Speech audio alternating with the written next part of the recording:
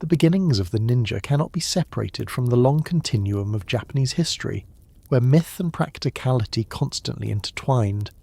In the earlier stories preserved by the compilers of the Kojiki and the Nihon Shoki, both written in the early 8th century, one can already glimpse elements that would later be associated with figures who lived and operated in secrecy. These chronicles were intended to glorify the divine ancestry of emperors, and to weave the loose fabric of local traditions into a coherent account of the nation's origins. Yet amid the tales of gods and legendary heroes appear descriptions of trickery, disguise, and hidden warfare that foreshadow the emergence of those who would become known as shinobi.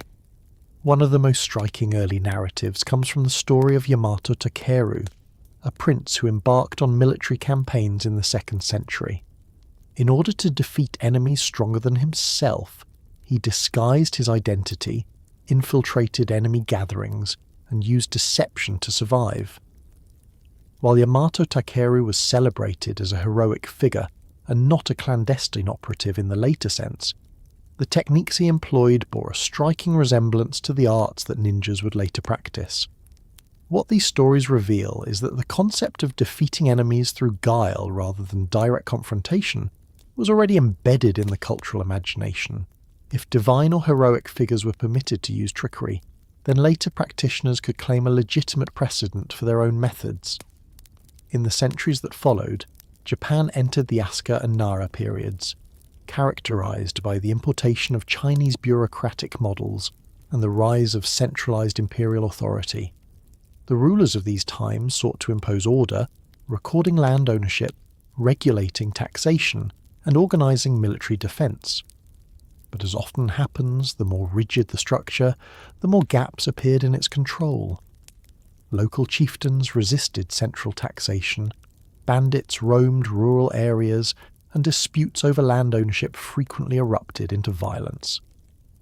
For every effort to strengthen order, there emerged individuals who survived best by working outside of it. Here, in these early centuries, the environment for irregular warriors began to take shape. The Heian period, spanning from 794 to 1185, became a turning point. Aristocratic culture flourished in the capital of Heian, Kyo, later known as Kyoto. The court's world was one of refined poetry, elegant rituals, and intricate political manoeuvring. Yet this surface of elegance concealed a less stable reality in the provinces. Far from the court, rival families struggled for dominance, temples wielded political influence backed by their own armed forces, and ordinary farmers endured raids from both legitimate authorities and lawless groups. In such an environment, the need for information, secrecy, and hidden operations grew. It was during this time that the term shinobi began to appear in surviving documents. The word carries the meaning of stealth, of enduring while hidden, of someone who infiltrates and conceals. In Heian texts, shinobi are occasionally described in contexts that make clear they were spies or infiltrators. They slipped into enemy residences, posed as servants, or gathered intelligence for powerful families. Although they were not yet organized into formal schools, their existence demonstrates that by the 10th and 11th centuries, a recognized role had formed within Japanese society: the covert agent, the unseen operative. The geographical landscape of Japan played an indispensable role in shaping these traditions. Mountainous regions, particularly those of Iga and Koga, provided refuge for independent communities beyond the easy reach of centralized power. The terrain was difficult for large armies to navigate, creating natural barriers that encouraged local autonomy. Villagers in these areas relied on cunning and resourcefulness to survive, developing methods to resist invasion, to scout enemy movements, and to disappear into forests and ravines. Over time, these survival strategies accumulated into something more systematic. Oral traditions, family secrets, and practical techniques formed a body of knowledge that would later be codified as ninjutsu. Religion, too, contributed to these early roots. Mountain ascetics known as Yamabushi practiced Shugendo, a syncretic faith blending Shinto, Buddhism, and Taoism. These practitioners sought mystical power through arduous training in remote mountains. They learned to endure hunger and pain, to navigate treacherous landscapes, and to harness breathing techniques that calmed the mind under stress. From an outside perspective, their skills bordered on the supernatural. To the villagers of Iga or Koga, the presence of such ascetics was a reminder that hidden power lay in the mastery of body and spirit. Some of the disciplines practiced by Yamabushi influenced the culture of secrecy and endurance that surrounded early ninja communities. The blending of religion with practical survival gave an aura of mysticism to what were, at their core, techniques of stealth and resilience. The earliest documented uses of shinobi operatives during warfare occurred in the late Heian and early Kamakura periods. As military conflicts intensified between rival clans, leaders realized the advantage of sending individuals to infiltrate enemy lines. Rather than committing to open confrontation, which risked heavy losses, it proved effective to disrupt opponents from within. Fires set to supply stores, confusion sown by false rumors, or assassinations carried out in the night could shift the outcome of battles without armies ever clashing in full force. Records from the Genpei War, the conflict between the Taira and Minamoto clans that shaped the Kamakura Shogunate, mention the use of such operatives. These references are brief, as the chroniclers of the time often preferred to highlight the valour of samurai rather than the deeds of hidden agents. Still, their presence in the historical record indicates that the practice of employing covert warriors had already become an established strategy. One cannot overstate the difference between the ethos of the samurai and that of the shinobi. Samurai cultivated the image of directness, of loyalty, and of open confrontation. They displayed banners, wore distinctive armour, and followed a warrior's code that emphasised honour in visible combat. The shinobi, by contrast, embraced anonymity, pragmatism, and whatever means would accomplish the mission. To some, this made them dishonourable, mere tools for tasks that samurai would not sully themselves with. Yet it was precisely this willingness to do what others could not that secured their value. The samurai might embody the ideals of the warrior, but without the quiet work of hidden operatives, their victories might never have been possible. The equipment associated with early shinobi reflected their environment. Rather than ornate swords or costly armour, they relied on tools that blended with daily life. A farming sickle could be turned into a weapon, a rope could be used for climbing walls, and simple powders of ash or sand could blind opponents long enough for escape. These adaptations reflected the resourcefulness of people who often came from rural backgrounds who had to make use of whatever was at hand. Over time, the repertoire expanded into specialised devices, climbing hooks, collapsible ladders, hidden compartments. But the underlying principle remained the same: practicality, concealment, and improvisation. As centuries passed, the legends surrounding these figures grew. To those who faced them, the fear they inspired was often greater than the actual damage they inflicted. Whispers spread of men who could vanish into thin air, who walked on water, who summoned illusions to deceive their enemies. Such tales grew naturally from the aura of secrecy. The less that was known about their methods, the easier it became to imagine them as possessing supernatural abilities. For the shinobi themselves, such rumours were useful. Fear served as a weapon just as much as steel, and if an enemy hesitated because he believed his opponent could disappear or strike from nowhere, then the shinobi had already won half the battle.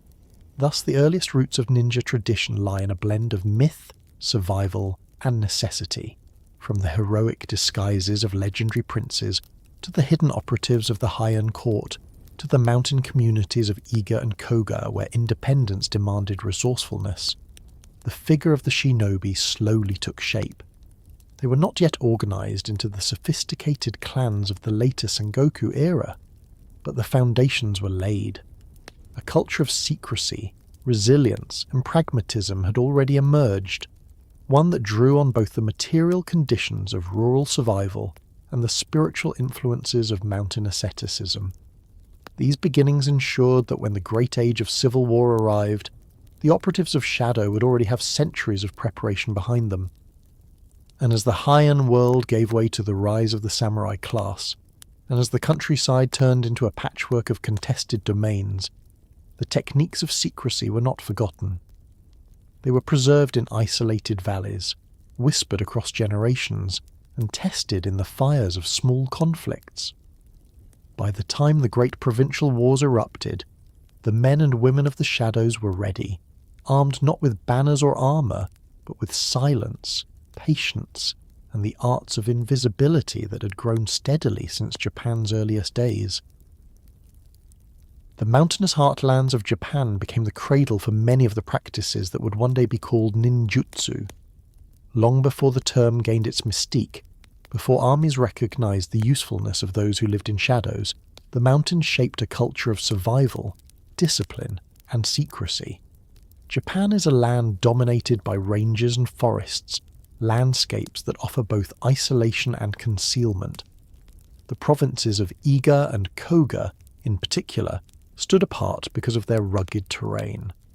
Steep slopes, narrow valleys, and dense woods gave their inhabitants a natural defence against outside forces. Armies from central authority found it difficult to march through these regions in formation, while local people learned to navigate them with ease. This environment favoured smaller groups who relied on speed, cunning, and intimate knowledge of paths invisible to strangers. Over generations, these communities developed into strongholds of hidden arts. The connection between these mountainous regions and the ninja tradition is inseparable from the religious practices that flourished there. Ascetic monks known as yamabushi became fixtures of these landscapes. Practitioners of Shugendo, a syncretic blend of Shinto reverence for nature, Buddhist discipline, and Taoist metaphysics, the Yamabushi subjected themselves to rigorous training. They endured extreme cold by meditating under icy waterfalls, hiked treacherous ridges barefoot, and deprived themselves of food for extended fasts. These practices aimed at transcending ordinary limits of body and mind. To the villagers who observed them, Yamabushi seemed to possess extraordinary powers. They could tolerate pain, withstand exposure, and move through mountains with uncanny ease. Though not identical to the figures who would later serve as covert operatives, the Yamabushi laid a spiritual and practical foundation. Their rituals emphasized invisibility within the landscape, blending with natural forces rather than opposing them. Legends told of Yamabushi vanishing into mist, or calling upon protective deities to cloak them from sight. For ninja communities forming in the same regions, such tales became both inspiration and cover. To outsiders, skills of stealth could be explained as mystical ability, creating an aura of fear that was as useful as the skill itself. The training disciplines of the Yamabushi, controlled breathing, mental focus, and physical endurance, were incorporated into the pragmatic techniques of the shinobi. The monasteries themselves, scattered throughout the mountains, became centres of both spiritual pursuit and political influence. Large Buddhist temples in the provinces often accumulated wealth and land, maintaining their own warrior monks, or sohei, who defended temple holdings with arms. These institutions provided another form of inspiration, and sometimes training ground for clandestine practices. The sohei engaged in ambushes, raids, and irregular warfare against rival temples and secular lords. Though they fought in the name of religion, their methods sometimes mirrored the tactics that shinobi would later refine, striking unexpectedly, retreating into hidden strongholds, and using terrain to offset the strength of conventional armies. In the interwoven world of mountain religion and politics, the line between sacred practice and military necessity was never rigid. The geography of Iga and Koga fostered independence. Far from Kyoto, the imperial capital, these provinces developed their own systems of self-rule. Villages formed leagues to protect themselves, relying on collective defence and shared knowledge. Unlike the hereditary warrior class of samurai, bound to powerful families, the people of these mountains cultivated autonomy. They had to be self-reliant, mastering the arts of farming, foraging, and defence. It was in this context that techniques of concealment, infiltration, and silent resistance took hold. When outside armies attempted to impose control, local people turned to ambush and deception, rather than open confrontation. Their survival depended on knowing when to strike and when to vanish. Within these valleys, families began preserving their methods as guarded secrets. Skills passed from parent to child, gradually systematized into what later generations would call schools. Each clan specialized in particular aspects, some in disguise and espionage, others in weapons adapted from farming tools, still others in survival techniques for living off the land undetected. Because secrecy was their greatest defense, knowledge was restricted to trusted members. Outsiders rarely saw the full scope of their abilities, which only deepened the aura of mystery. Over time, the clans of Iga and Koga earned reputations across Japan as masters of the unseen. When warlords required covert services, they looked to these provinces. The monasteries added another dimension to this reputation. Temples often kept libraries of Chinese and Buddhist texts that contained not only spiritual teachings, but also practical knowledge of medicine, alchemy, and astronomy. Ninja families who lived near such temples could gain access to ideas beyond the reach of ordinary villagers. Healing herbs, poisons derived from plants, techniques of divination, and calendars of celestial cycles expanded their repertoire. What seemed like sorcery to outsiders was often the application of such knowledge in context of war. A powder made from certain roots could cause confusion or sleep. A prediction of weather patterns could dictate the best moment for a raid. This blending of scholarly learning with rural ingenuity made the ninja both practical and enigmatic. Accounts from the late medieval period describe how these mountain strongholds resisted invasions by powerful warlords. When large armies advanced into Iga or Koga, they found themselves harassed by unseen foes. Supplies vanished, fires erupted at night, and scouts were ambushed on narrow trails.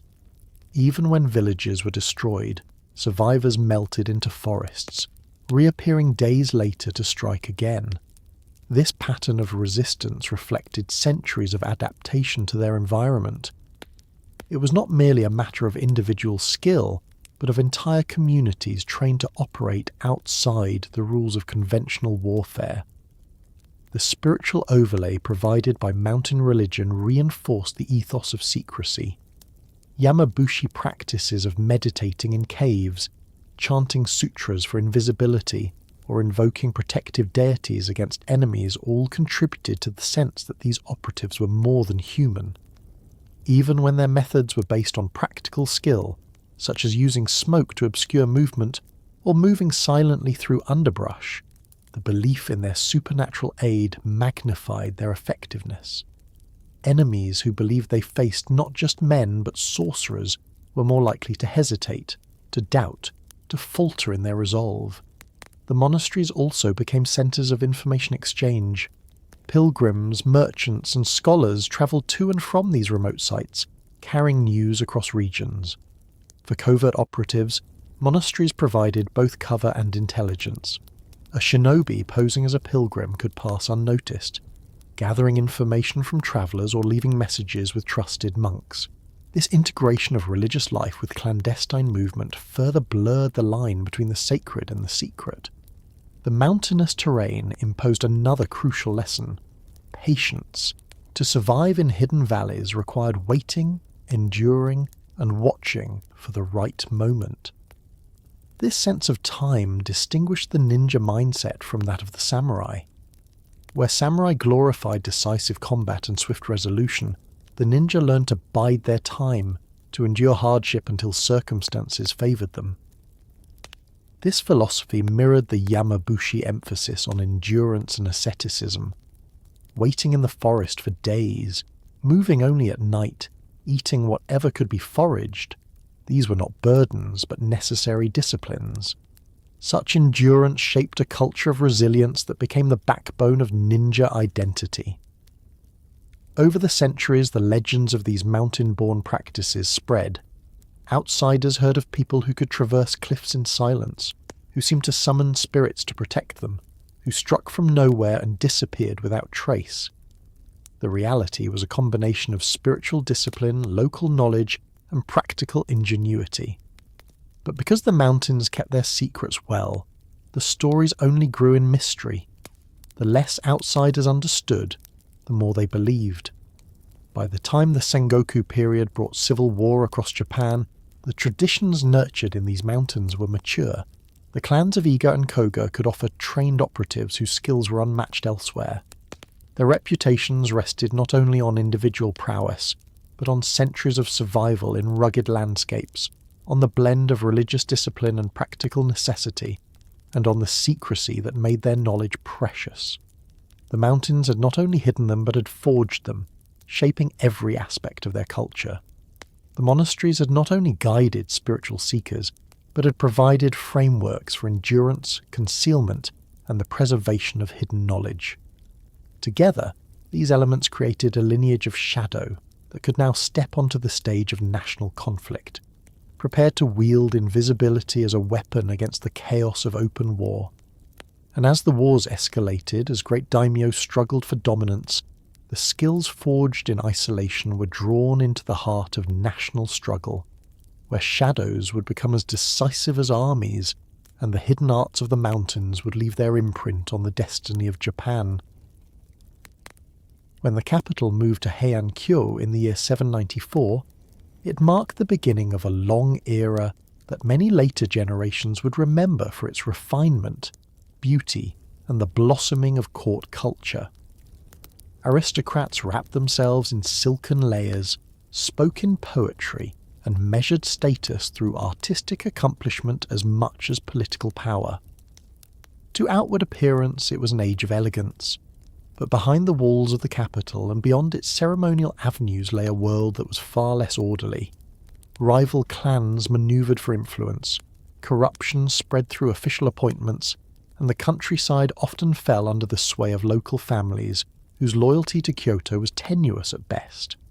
This atmosphere created the conditions in which hidden agents became indispensable, even if official histories preferred to ignore their presence. The courtiers of Heian society cultivated ideals of propriety and visible order, but in matters of politics and defence they were no less willing to employ secrecy. The Fujiwara family, whose dominance of the imperial court extended over centuries, is believed to have relied on covert operatives to monitor rivals and maintain their grip on power. While the samurai were emerging as enforcers in the provinces, the work of watching, infiltrating, and carrying messages fell to those whose names never appeared in chronicles. These figures served in silence, moving between worlds, bridging the distance between the elaborate courtly rituals and the often violent realities of the provinces. The records of the period occasionally allow glimpses into this hidden realm. Documents mention shinobi, a term that had already become associated with stealth and infiltration. A reference from the mid-Heian era describes the use of such operatives in Kyoto, hired to enter the homes of rivals or to spy on activities within the capital. Though brief, such mentions confirm that the arts of secrecy were already embedded within the machinery of power. The ruling families recognised that not all battles were fought with swords on open fields. Many were decided in whispers, in stolen documents, in the quiet removal of a dangerous figure before he could act. The urban landscape of Heian itself favoured such operations. The city was laid out on a Chinese-inspired grid, with wide avenues and carefully planned districts. But within this order grew complexity. Back streets and alleys provided concealment, and behind the neat facades of noble mansions stretched networks of servants' quarters, storehouses and gardens. For those trained to move unnoticed, the city offered both obstacles and opportunities. The ability to pass as a servant, to slip in through kitchens or gardens, or to mingle with the flow of commoners moving through markets was crucial. A shinobi who could observe without attracting attention could gather knowledge far more valuable than what might be learned on the battlefield. The Heian court also existed within a culture saturated with superstition and belief in unseen forces. Every illness, every misfortune, every unexpected death might be attributed to spirits or curses. On Myoji, court diviners trained in yin-yang cosmology and esoteric practices held great authority, consulted for everything from choosing auspicious dates to warding off evil influences. Within such a worldview, the activities of hidden operatives could be explained away or disguised as the work of spirits.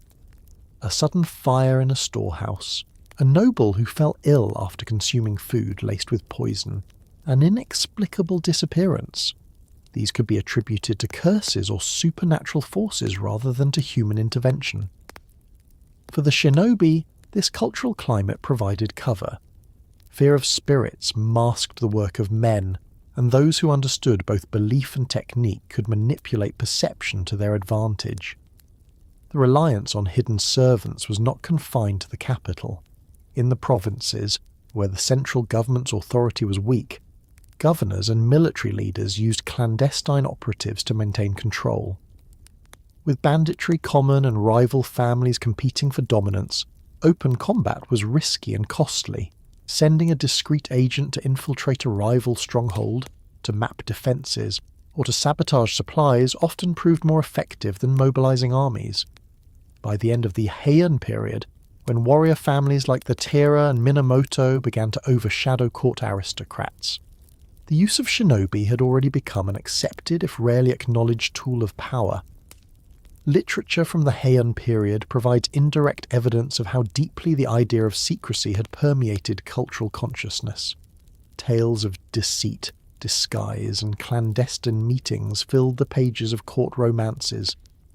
The tale of Genji, while not describing ninja, reveals a society where appearances were carefully managed and where hidden actions often carried greater weight than public deeds. Within such a context, the real-life operatives who specialised in remaining unseen fit seamlessly. They were products of a society that valued subtlety and manipulation, as much as it valued poetry and ceremony. The growing presence of samurai during this period further heightened the demand for hidden agents. As provincial families relied on armed retainers to enforce authority, the balance of power shifted from court nobles to military clans. These samurai emphasized honor and direct combat, but their rise also created opportunities for those who did not fit within that mold. While samurai displayed banners and claimed victory through visible strength, shinobi complemented them by operating where honor was less useful than survival. Daimyo who sought to expand territory or defend themselves against rivals often turned to such operatives. They could undermine enemies before swords ever clashed, turning battles before they began. Religious institutions also played their part. Major temples during the Heian period were not only centres of worship, but also economic and political powers. They maintained their own armed monks and engaged in violent disputes with rivals. Hidden operatives were valuable within this environment, carrying messages, scouting enemy positions, and conducting sabotage. The link between mountain monasteries and covert practices remained strong, and many operatives drew upon the spiritual disciplines of ascetics to enhance their skills. The chants and rituals of Yamabushi were believed to grant invisibility or protection, and whether or not these effects were real, the psychological impact on both practitioners and observers was undeniable. The Heian period also saw the refinement of tools that later became iconic. Records describe the use of grappling hooks, small concealed blades, and powders for distraction or escape. These innovations were often adaptations of everyday items designed to pass unnoticed in a world where carrying obvious weapons could arouse suspicion. A rice farmer's sickle, a carpenter's saw, or a pilgrim's staff might serve multiple purposes. The principle was always to remain ordinary in appearance while extraordinary in ability. Such practices aligned with the social position of many early shinobi, who came not from noble ranks but from common backgrounds where adaptability was essential. As the century turned and the Heian court weakened under the strain of corruption, natural disasters and political infighting, reliance on hidden servants only increased. The Taira and Minamoto, locked in their rivalry that would culminate in the Senpi War, made extensive use of scouts and infiltrators. Though chronicles glorified the samurai warriors who fought at battles such as Dan no Yura, the silent work of agents behind the scenes often determined the outcomes. Fires that broke out in enemy camps, intelligence that revealed troop movements, and assassinations that disrupted leadership bore the signature of operatives whose names history did not preserve. By the end of the Heian era, the concept of the hidden servant had become deeply ingrained in the political and military fabric of Japan. They were not yet the highly organised clans of later centuries, but they had established their role as indispensable to those who wielded power. They served courtiers who feared rivals within the capital, provincial governors who sought to control distant lands, religious institutions defending their interests, and warrior families preparing for the conflicts that would reshape the nation. Their presence reveals a paradox of the Heian Age. Outwardly, it was an era of refinement, elegance, and cultural brilliance. Inwardly, it was also a time when shadows lengthened, when the manipulation of appearances concealed the violent struggles beneath. The shinobi thrived in this dual world. Their very identity reflected the contradictions of their age, born of common survival, nurtured by religious asceticism, employed by the highest of the noble families, and feared by those who suspected unseen forces in every corner. The transition from this period into the age of the samurai would not erase them, but would instead magnify their importance. As Japan descended into centuries of warfare, the silent servants of power, already trained in the Heian world, would become central to the strategies of great warlords. The elegance of poetry and courtly ritual would give way to the clangor of armour and the roar of armies, but in the background the same skills would endure: silence, invisibility, patience, and the ability to alter the course of events without ever being seen. As the 12th century came to an end and the Genpei War reshaped the balance of Japan, the warrior families who had once been provincial enforcers became the new arbiters of power. The establishment of the Kamakura Shogunate under the Minamoto clan in 1185 marked a decisive transformation. The samurai, who had risen from regional militias and land-holding warriors, now formed the backbone of the political order. Their values, their codes of loyalty, and their methods of warfare came to dominate the landscape of Japanese society. Yet as visible as their banners became, as proudly as they proclaimed their loyalty and honour, the system they created generated an equal and opposite need for those who thrived in silence. The more rigidly the samurai defined themselves as warriors of open combat, the more space there was for figures who existed outside those definitions, figures who employed the unseen arts that samurai could not or would not embrace. The new warrior class was bound by a developing ethos that later generations would call Bushido. While in this period it was not yet a fully codified doctrine, the values of loyalty, courage, and directness were already emphasized. Samurai fought under the names of their lords, bearing crests that announced their allegiance, and they sought recognition through acts of valor on the battlefield. They announced their identities in combat, challenged opponents openly, and viewed victory achieved through stealth as dishonourable. To them, reputation was as valuable as land, and reputation depended upon deeds visible to others. Yet warfare is rarely bound entirely by ideals. Behind the formalities of declared battles and open challenges lay the realities of strategy, survival, and the unspoken tasks that ensured victory. For these purposes, the silent operatives who had grown in the shadows of the Heian world remained vital. The Kamakura Bakufu recognized early that information was as critical as swords. As the Minamoto extended their authority over distant provinces, they required reliable intelligence about governors, landholders, and potential uprisings. Couriers carried messages across vast distances, but without men skilled in moving undetected, in slipping into villages or listening in on conversations, the shogunate would have faced blind spots that left them vulnerable. The reliance on operatives continued, even as chronicles remained largely silent about them. To acknowledge their role openly would have contradicted the ethos of visible honour that the samurai cherished, yet privately, the same leaders who spoke of loyalty and valour understood the necessity of hidden service. During the Mongol invasions of the late 13th century, when Kublai Khan's forces landed on Japanese shores, the need for information and unconventional tactics grew urgent, though the invasions are remembered for the typhoons that devastated Mongol fleets, the so-called divine winds. The battles on land revealed the vulnerabilities of the Japanese defence. Scouts and infiltrators became essential in monitoring enemy movements, disrupting camps, and carrying intelligence back to commanders. While official accounts attributed victory to divine intervention, the contribution of those who worked in secrecy ensured that defenders could position themselves effectively and respond to threats swiftly. As the centuries passed and the Kamakura Shogunate declined, civil strife deepened. The Ashikaga Shogunate rose in the 14th century, but its authority was fragile, constantly contested by rival families and rebellious provinces.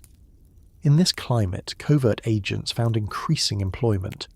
A daimyo who wished to outmaneuver his rivals could not rely solely on armoured cavalry or formal duels. He needed intelligence on enemy fortifications, knowledge of supply lines, and the ability to unsettle opponents before battle commenced.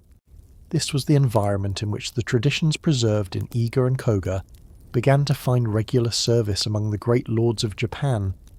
The samurai ideal and the ninja reality formed a curious partnership. On the surface, they embodied opposing values. One exalted loyalty and visibility, the other thrived on pragmatism and invisibility. Yet in practice, they complemented each other. The samurai needed victories to uphold their reputations, and the ninja provided the conditions that made such victories possible. By burning supplies, spreading misinformation, or eliminating leaders in the dead of night, operatives weakened enemies so that samurai could triumph in open combat. Without these invisible contributions, many battles might have dragged on longer or ended differently. The contrast between these two roles also reveals much about the structure of Japanese society. Samurai came from the ranks of the land-holding elite, bound by ties of inheritance and service. Their lives revolved around obligations to their lords and the maintenance of prestige. The ninja, by contrast, often arose from common backgrounds, from villages where survival demanded adaptability. Their skills were forged in rural environments, their weapons often adapted from farming tools, their disguises drawn from the clothing of peasants, merchants, or monks. They represented the ingenuity of people outside the formal hierarchies of the warrior elite. Yet precisely because they operated outside those hierarchies, they could do what samurai could not. They could slip into enemy lines posing as traders, mingle among workers in supply camps, or vanish into forests without banners or crests to betray them. By the 15th century, Japan entered the Sangoku period, a century and a half of near-constant civil war. The authority of the Ashikaga Shogunate collapsed, and the islands fragmented into a mosaic of competing domains ruled by ambitious warlords. In this environment, the demand for covert operatives soared. No daimyo could afford to ignore the advantage of knowing his enemy's plans in advance, or of destabilizing rivals before committing troops. The ninja, already trained through generations of secrecy in the mountains, now found their skills indispensable.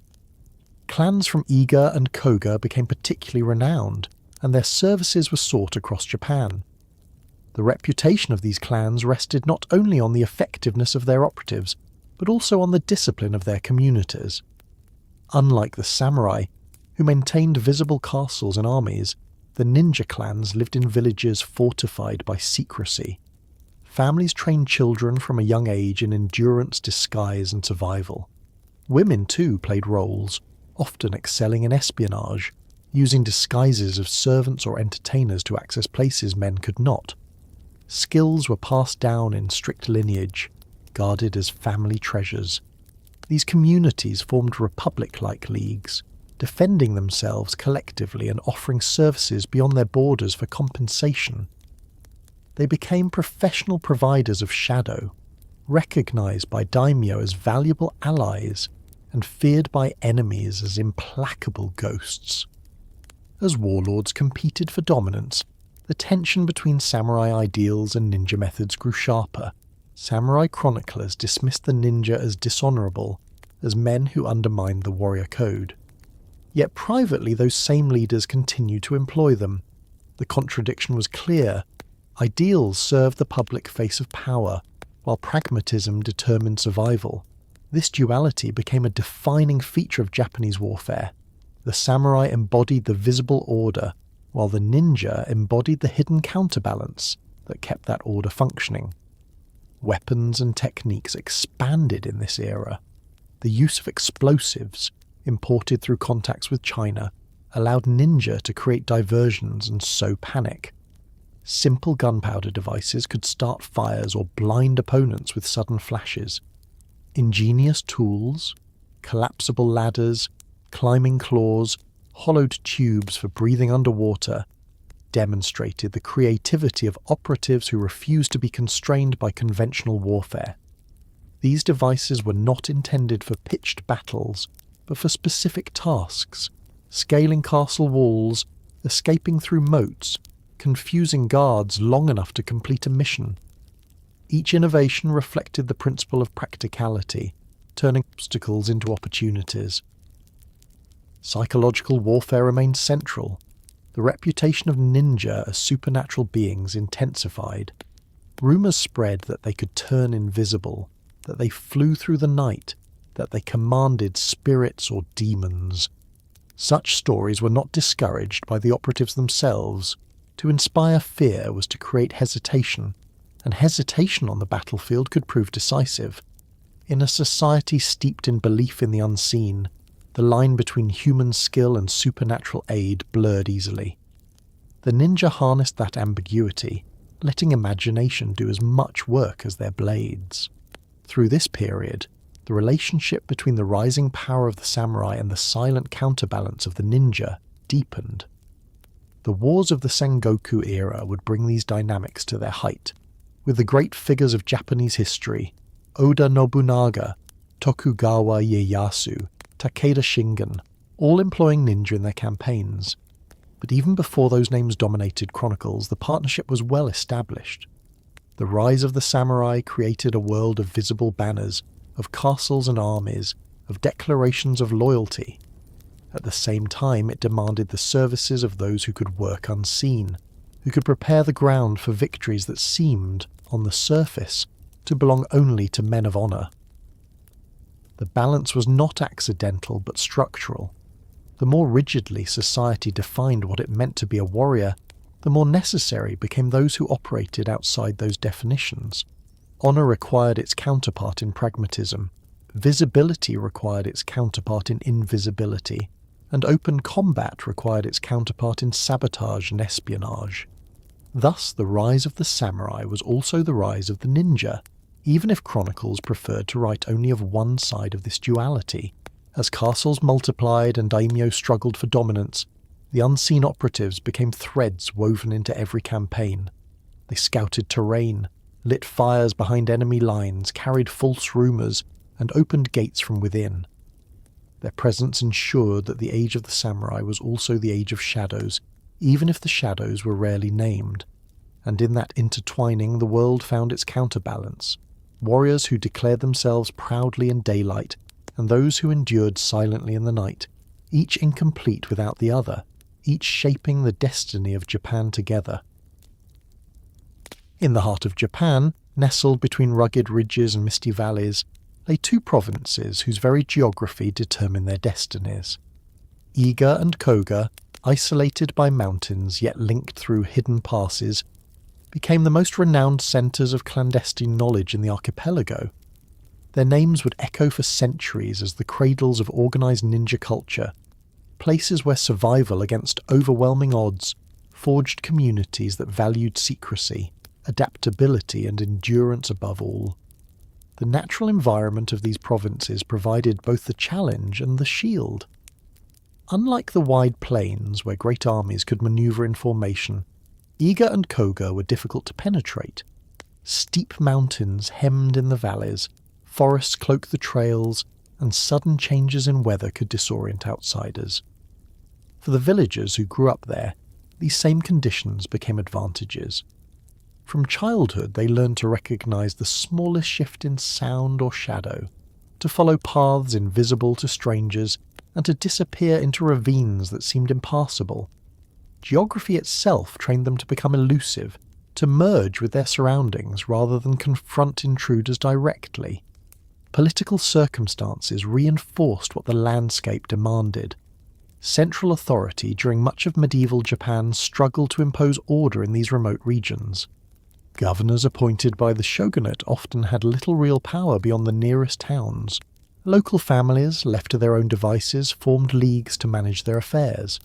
These leagues, sometimes described as republics, operated through councils of elders or assemblies of landholders, rather than through the dictates of a single lord. This collective style of governance distinguished Iga and Koga from domains dominated by powerful daimyo. Independence became both necessity and identity, and with independence came the obligation to defend themselves without reliance on external armies. In the absence of strong central control, these leagues cultivated a culture of self-reliance. Villages banded together, sharing defence responsibilities and maintaining watch over mountain passes.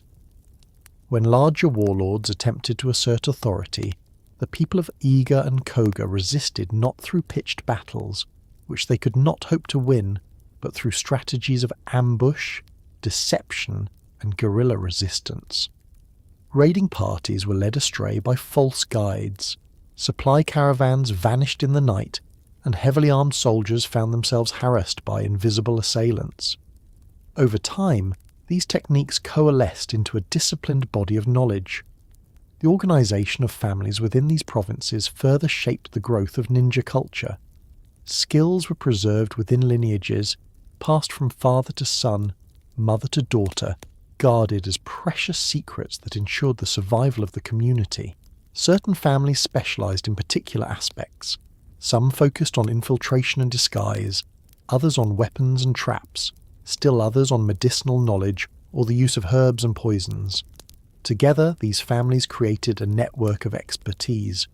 Cooperation was essential, and while rivalries existed, the shared need for defence bound them into alliances that could withstand external pressure. Religious influences also remained strong.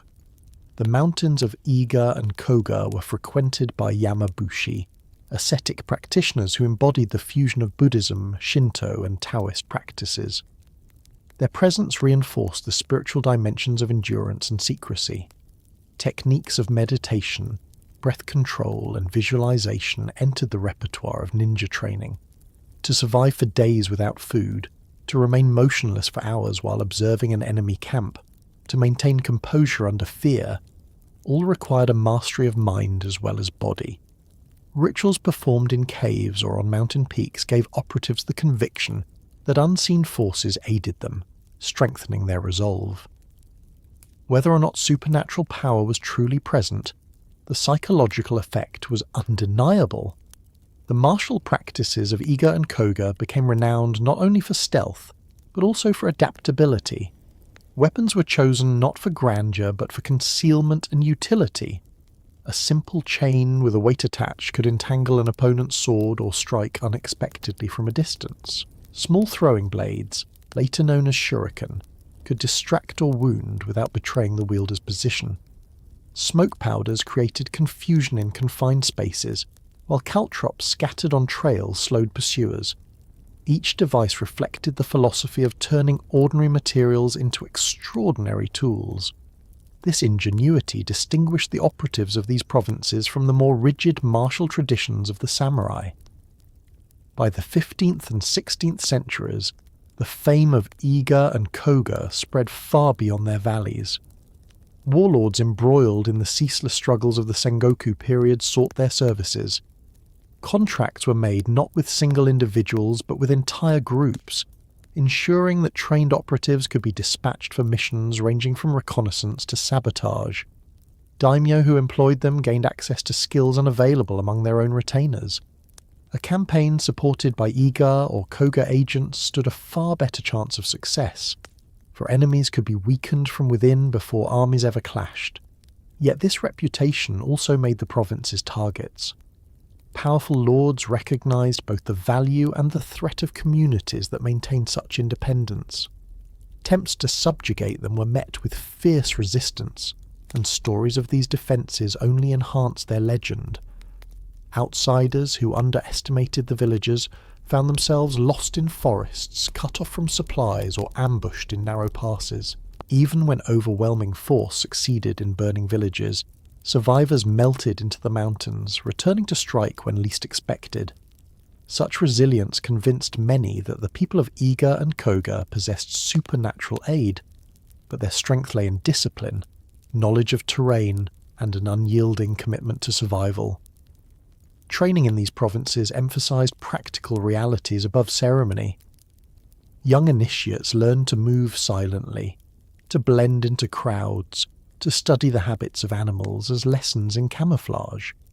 They practiced climbing sheer cliffs, swimming rivers at night, and constructing makeshift rafts from available materials.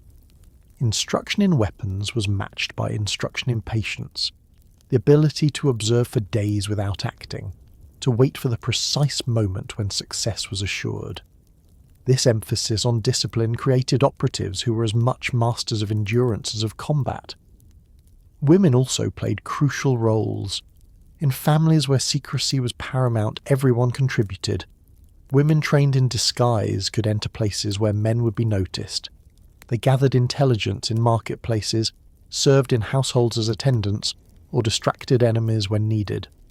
Their roles were seldom recorded in chronicles, but oral traditions preserve accounts of women who matched or exceeded their male counterparts in cunning and skill. The collective participation of communities ensured that the arts of secrecy were not confined to a narrow class, but spread throughout the population, creating resilience at every level. As daimyo campaigns intensified, Iga and Koga operatives became both mercenaries and defenders. They served external lords for pay or favour, while maintaining loyalty to their own communities. This dual role sometimes placed them in dangerous positions, balancing service to outsiders with the preservation of autonomy. Yet it also increased their influence, for knowledge gained in one campaign could be applied in another. The spread of firearms in the 16th century further expanded their repertoire. While samurai focused on integrating muskets into traditional formations, ninja operatives adapted swiftly, using the noise and confusion of gunfire to mask their movements, employing small-scale attacks to exploit the disorientation new weapons created. The reputation of Iga and Koga reached its peak during the height of the Sangoku conflicts. Daimyo across Japan recognized their effectiveness, and rivals feared them.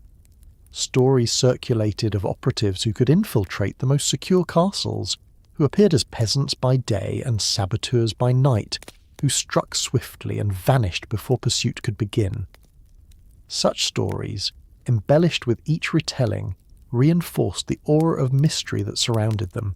Even when their actions were entirely human in nature, the belief that they possessed otherworldly powers amplified their impact.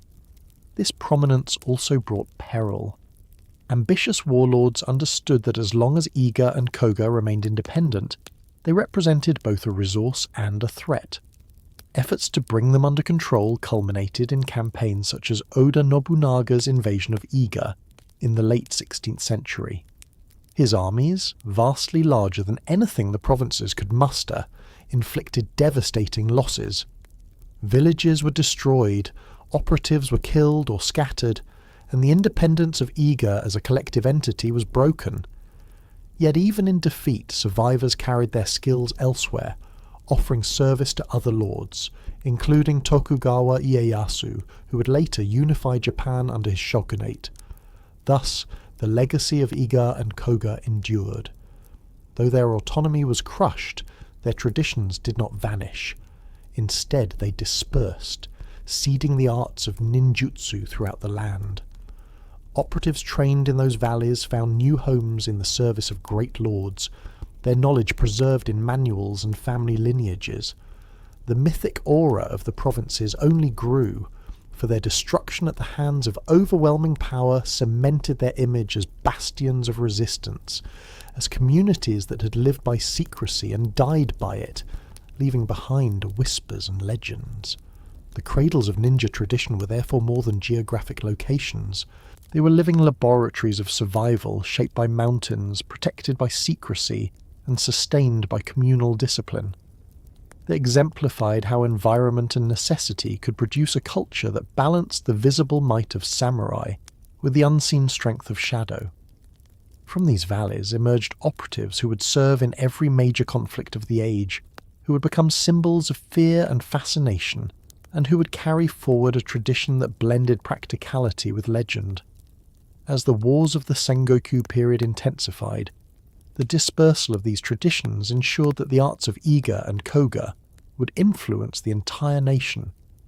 From small villages to the courts of the most powerful lords, the skills forged in those provinces would continue to shape the fate of Japan, not in open displays but in the quiet, unseen movements that altered outcomes before battles even began. The reputation of the ninja was built not only on the places they came from, or the lords who employed them, but on a philosophy that made their skills distinct from every other warrior tradition of Japan. At its core lay the principle of stealth, a way of thinking that prized invisibility, disguise, and the art of surviving by not being seen. For the samurai, victory was measured in displays of loyalty and valour, in banners that proclaimed identity, in armour that made men conspicuous on the battlefield. For the ninja, survival and success depended on the opposite. To exist meant to pass unnoticed, to accomplish a task without leaving a trace, to embody the principle of invisibility so thoroughly that an enemy never realized he had been in the presence of danger until it was too late. This philosophy began with the most basic element, movement. Training emphasized how to walk without sound, how to place each step so that it blended with the rhythm of natural noise. Trainees studied the patterns of animals, observing how cats moved silently across wooden floors, or how birds shifted in trees without startling the branches. Every motion was broken down into details. The placement of toes before heels, the control of breathing to reduce noise, the timing of steps to coincide with ambient sounds like wind or running water. The goal was not to move quickly, but to move without detection, to pass through space as if one's presence were never there. This was the essence of invisibility, not through magical means, but through mastery of attention and perception. Equally important was the art of disguise. A ninja could not remain invisible in all circumstances. There were times when blending into a crowd was more effective than vanishing into shadows. Disguise, therefore, became central to the philosophy of survival. Operatives learned to impersonate monks, merchants, entertainers, or peasants, adopting not only clothing but also speech patterns, gestures, and behaviour. To pose as a wandering priest required knowledge of sutras and chants, enough to satisfy a casual inquiry. To act as a travelling merchant meant knowing the commodities of the region and the routes traders commonly followed. This depth of preparation transformed disguise into more than costume. It was the practice of living another life convincingly enough to deceive even the observant. The discipline of disguise extended to women as well, who often proved even more effective in roles that society expected them to occupy. A woman posing as a servant could enter households, overhear conversations, and carry information without arousing suspicion. In certain contexts, women played the role of entertainers, moving freely in circles where men would have been scrutinized. Their contributions, while rarely recorded in chronicles, formed an essential part of the ninja approach to invisibility, for they demonstrated that stealth was not limited to shadows and forests, but extended into the crowded halls of power. Psychological manipulation was another key element. To remain invisible was not only to avoid being seen, but to control what others believed they saw. A ninja might leave subtle signs to mislead pursuers, such as footprints that turned abruptly into streams where they vanished, or false trails designed to confuse trackers. They might spread rumours to distract attention, or dress in ways that caused observers to underestimate them. The principle was always to shape perception, to make others see what the operative wished them to see, or better yet, to make them fail to see anything at all. The philosophy of invisibility also embraced patience, to wait for hours in concealment, to endure hunger and cold without movement, to restrain the impulse to act until the moment was certain. All required a mental discipline as demanding as any martial art. Ninja training emphasized this inner endurance, teaching that survival often depended less on action than on the ability to remain still, unnoticed, until opportunity presented itself. Stories tell of operatives who lay submerged in ponds breathing through hollow reeds, or who hid in ceiling rafters for days listening to conversations below. Whether embellished or not, such accounts reveal the emphasis placed on waiting, on letting time itself become a weapon. Invisibility was not confined to physical presence alone, it extended to identity and memory. A successful operative left no trace, not only during a mission but afterward as well. The philosophy demanded that deeds remain unacknowledged, that names be forgotten, that victories appear to belong to others. In contrast to the samurai, who sought glory through recognition, the ninja cultivated anonymity as the ultimate shield. To remain unknown was to remain invulnerable. Even success could be dangerous if it drew too much attention, for the value of a hidden agent lay precisely in remaining unseen even in triumph. This philosophy required humility, a willingness to accept that survival and mission mattered more than honor or fame. The tools of disguise reflected this ethos. Clothing was chosen for utility, often dark but not always black. The popular image of ninja clad in black from head to toe, while effective in drama, does not reflect the full range of their practice. Absolute black could stand out under moonlight. Instead, muted tones of blue, brown or grey blended better with natural surroundings. Disguises allowed for flexibility, enabling operatives to appear as ordinary villagers by day and as silent infiltrators by night. Every item carried had multiple purposes: ropes that could serve for climbing, tools that could pass as farming implements, powders that could be used for distraction or escape. Nothing was ornamental, everything was practical. Invisibility also required a mastery of the environment. Ninja training included intimate knowledge of terrain, weather, and natural cycles. Operatives studied the way moonlight fell at different times of the month, how shadows shifted with the hour, how animals reacted to human presence. They knew how to move against the wind to muffle sound, how to travel through streams to hide tracks, how to time movements with the cover of storms. This ecological awareness elevated invisibility from mere technique to philosophy. The operative did not fight against the environment but became part of it, vanishing into patterns already present in nature. The mental dimension of invisibility cannot be overstated. Stealth was not only about physical concealment, but about cultivating a state of mind that embraced obscurity. Meditation practices, often borrowed from Buddhist or Taoist traditions, taught operatives to calm their thoughts, to regulate fear, and to focus attention. A calm mind allowed for clear perception and better decisions under stress. Breathing exercises reduced the body's noise, slowed the heartbeat, and enhanced endurance. In moments of danger, this mental training could make the difference between panic and survival. Legends exaggerated these abilities, portraying ninja as supernatural beings who could vanish entirely or transform into animals. While such tales stretched beyond reality, they captured the essence of the philosophy. The ninja was one who did not exist in the ordinary sense, one whose presence could not be pinned down. Even when the reality was human skill, the perception of invisibility magnified the effect. Enemies who feared unseen attackers were already half defeated, their confidence eroded by uncertainty. This philosophy extended to combat as well. Unlike samurai who faced opponents directly, ninja tactics emphasized striking from positions where they could not be easily countered. Surprise and confusion were weapons as effective as blades. An operative might use darkness, noise, or fire to disorient an enemy before delivering a blow. Escaping alive was often more important than killing. To survive was to fight again, to continue serving, to preserve knowledge for future generations. This pragmatic approach reflected the deeper philosophy of endurance, of outlasting stronger foes through adaptability and resilience.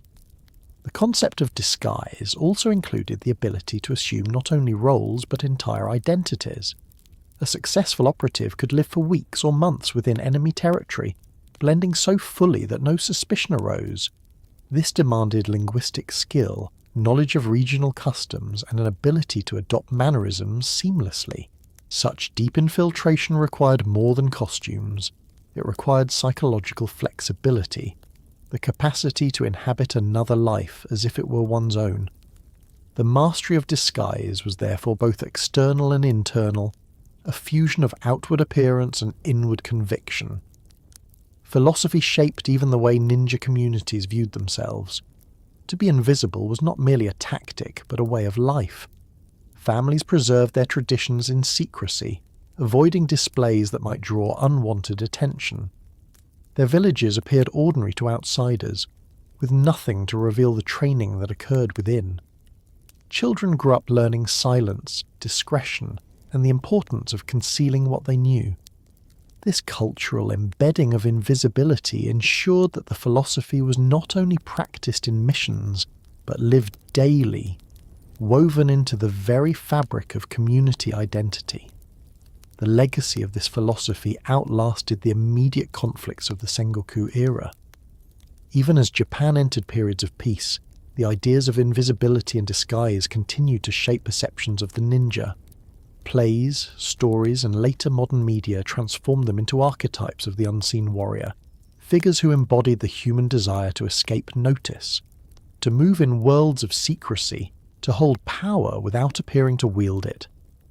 These portrayals often exaggerated, but they echoed the real foundation, a philosophy that valued invisibility as the highest art. In every sense, the ninja were masters of stealth because they cultivated invisibility, not as an accident, but as a deliberate principle. They understood that survival depended on passing unnoticed, that success depended on shaping perception, that endurance required blending into the world so completely that one's presence left no mark. This philosophy, born of necessity and refined through discipline, distinguished them from every other tradition of warriors in Japan, and it ensured that even as their enemies wrote chronicles that dismissed them, their influence remained indelible, carried in whispers, shadows, and the enduring fascination with those who mastered the art of not being seen. The philosophy of invisibility and disguise was inseparable from the tools that made such practices possible. For those who lived by stealth, equipment was never ornamental, but always practical, designed to give advantage in situations where strength alone could not guarantee survival. The weapons and devices associated with the ninja were as varied as their missions, ranging from simple tools of everyday life repurposed for clandestine use to carefully crafted instruments intended to confound, distract, or disable. In every case, the guiding principle was utility, objects that could pass unnoticed in plain sight, that could be concealed easily, and that could serve multiple purposes depending on circumstance. At the heart of this arsenal stood the sword, but not in the form most commonly imagined. The straight-bladed weapon often depicted in later portrayals, shorter than the elegant curved katana of the samurai, was a product of necessity. Its length made it easier to draw in confined spaces, such as narrow corridors or dense forests, and the straight edge facilitated use as a climbing aid when thrust into walls or the ground. The square guard at the hilt was not mere decoration. It could serve as a step when the sword was planted vertically, giving an operative the extra height needed to scale walls. The scabbard itself might be hollow, doubling as a breathing tube for underwater concealment or as a container for small tools and powders. In this way, the sword became more than a weapon. It was a versatile instrument adapted to the demands of stealth. Alongside the sword, the chain and sickle, known as the kusarigama, embodied the ninja preference for adaptability. A farming implement at its origin, it combined a curved blade with a weighted chain. In skilled hands, the chain could entangle an opponent's weapon or legs, creating openings for the sickle to strike. Unlike the samurai sword, which required direct confrontation, The kusarigama allowed control of distance and emphasised disarming rather than overpowering. Its origins in agriculture also meant it could be carried with less suspicion, blending into the ordinary life of rural communities while concealing deadly potential. Throwing weapons such as shuriken gained legendary status, though their practical role was more subtle than dramatic tales suggested. These small blades, often star-shaped or needle-like, were rarely intended to kill. Instead, they served as distractions, diversions, or means of delivering minor injuries that broke concentration. A sudden pain in the arm or leg, a momentary shock of impact, could create the hesitation needed for escape or for closing distance. Shuriken were easily concealed, lightweight, and inexpensive to produce, making them ideal for operatives who prized efficiency. Their symbolic association with the ninja outgrew their tactical role, but the essence of their usefulness remained in their simplicity and adaptability. Other devices emphasized concealment and escape. Smoke powders, crafted from combinations of natural ingredients, could create sudden clouds that obscured vision and disoriented pursuers. These were not magical vanishings, but calculated manipulations of perception. In confined spaces or during nighttime operations, the sudden bloom of smoke created the impression of disappearance, allowing operatives to slip away unnoticed. Similarly, caltrops scattered on trails or in courtyards hindered pursuit, their sharp points injuring the feet of enemies and horses alike. Simple in design, they exemplified the principle of turning the environment itself into an ally. Climbing tools expanded the operative's range of movement.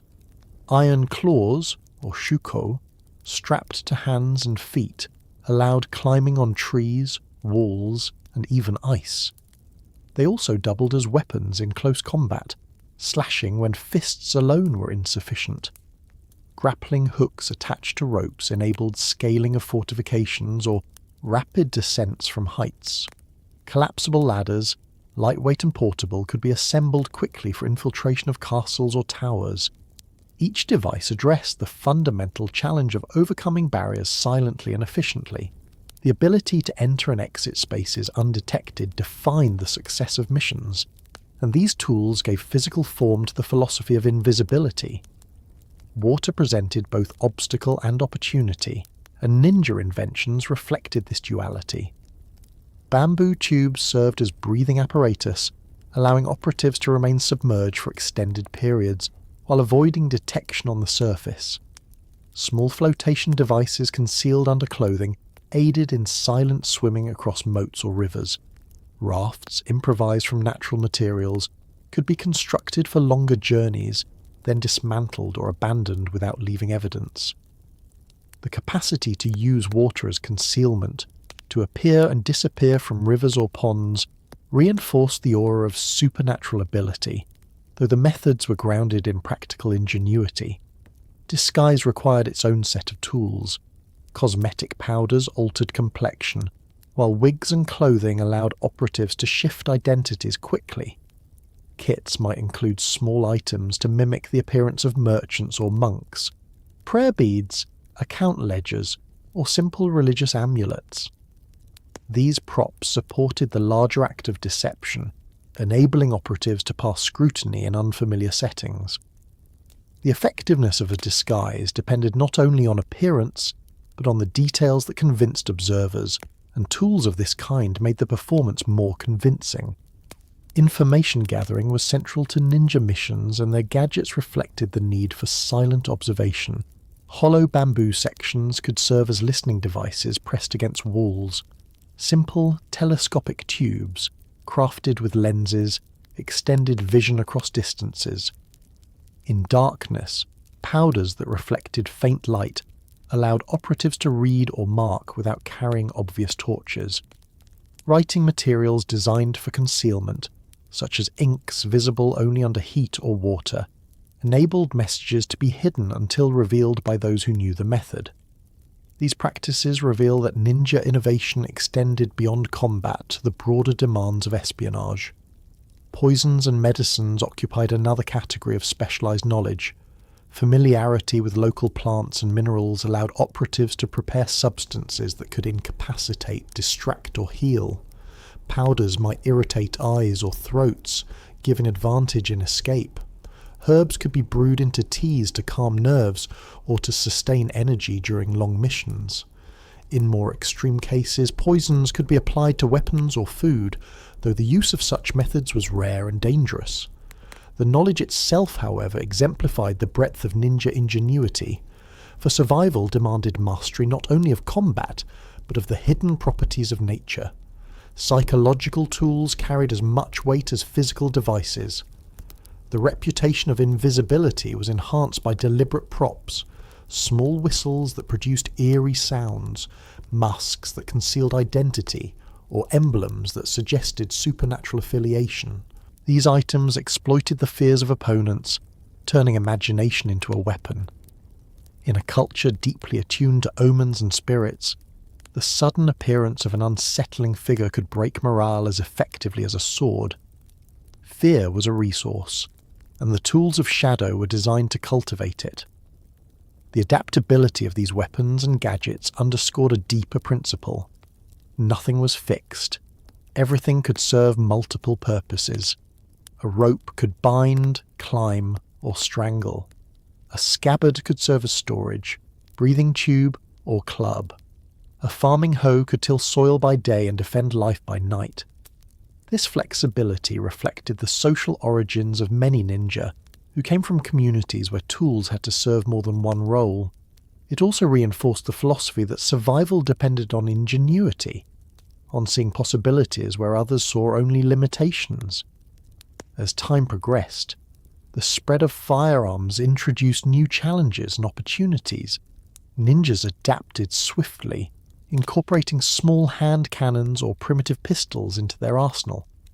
They used the noise of gunfire as cover, the smoke as concealment, and the confusion of new technology as an opportunity to strike.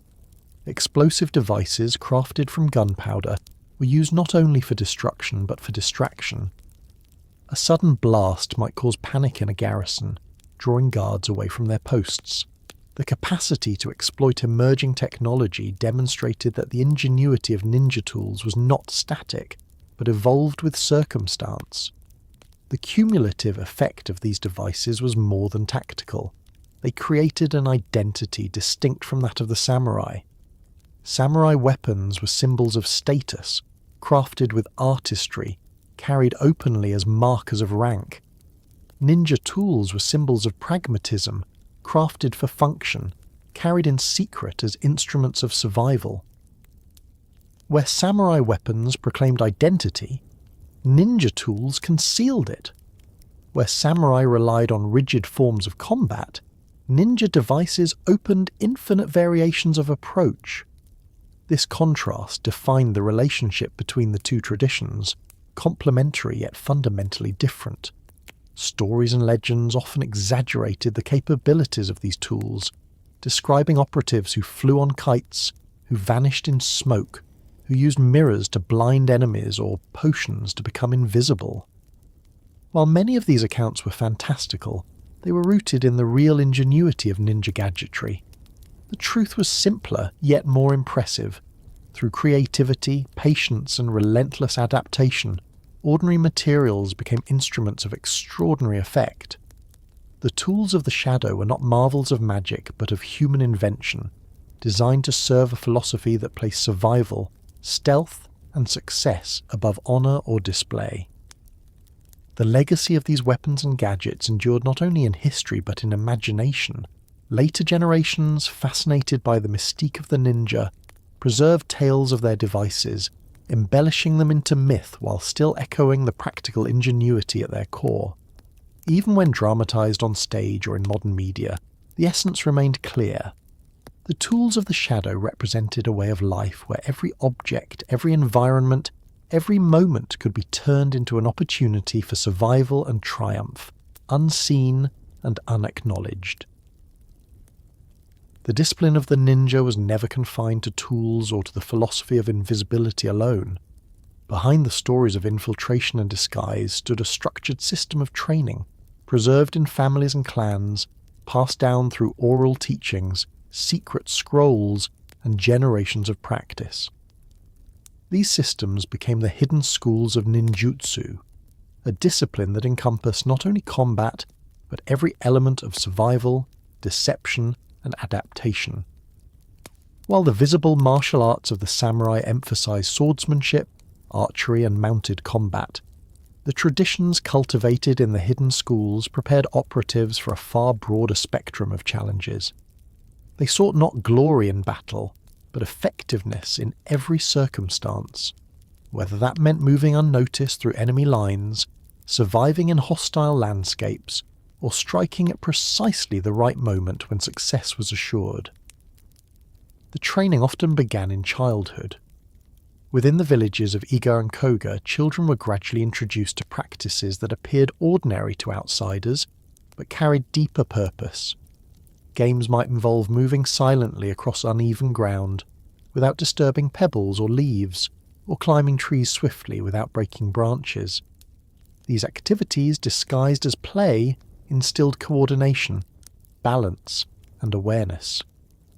Breathing exercises were taught early, encouraging children to control their heartbeat and respiration so that fear could be mastered before it manifested in noise or panic.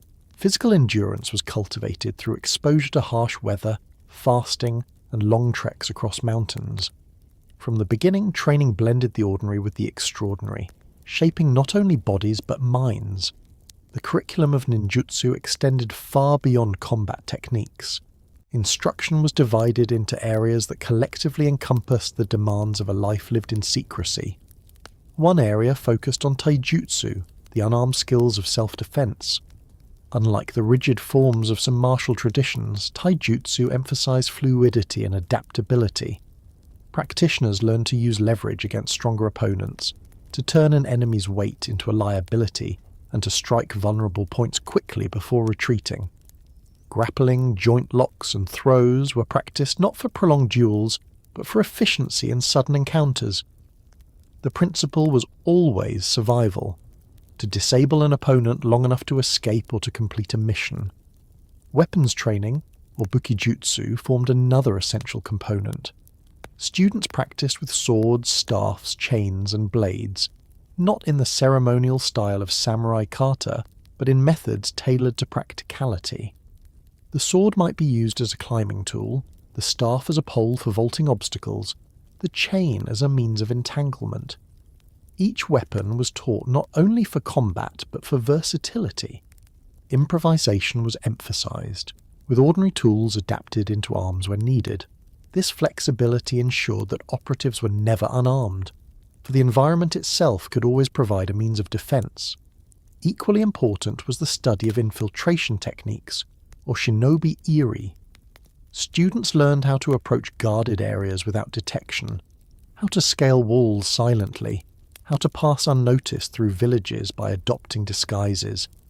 Exercises included moving through darkened buildings without disturbing occupants, or entering and exiting spaces leaving no trace of passage. Training in disguise demanded mastery of mannerisms, dialects, and occupations. A successful operative had to embody a role convincingly, whether as a travelling priest reciting sutras or a humble farmer discussing harvests.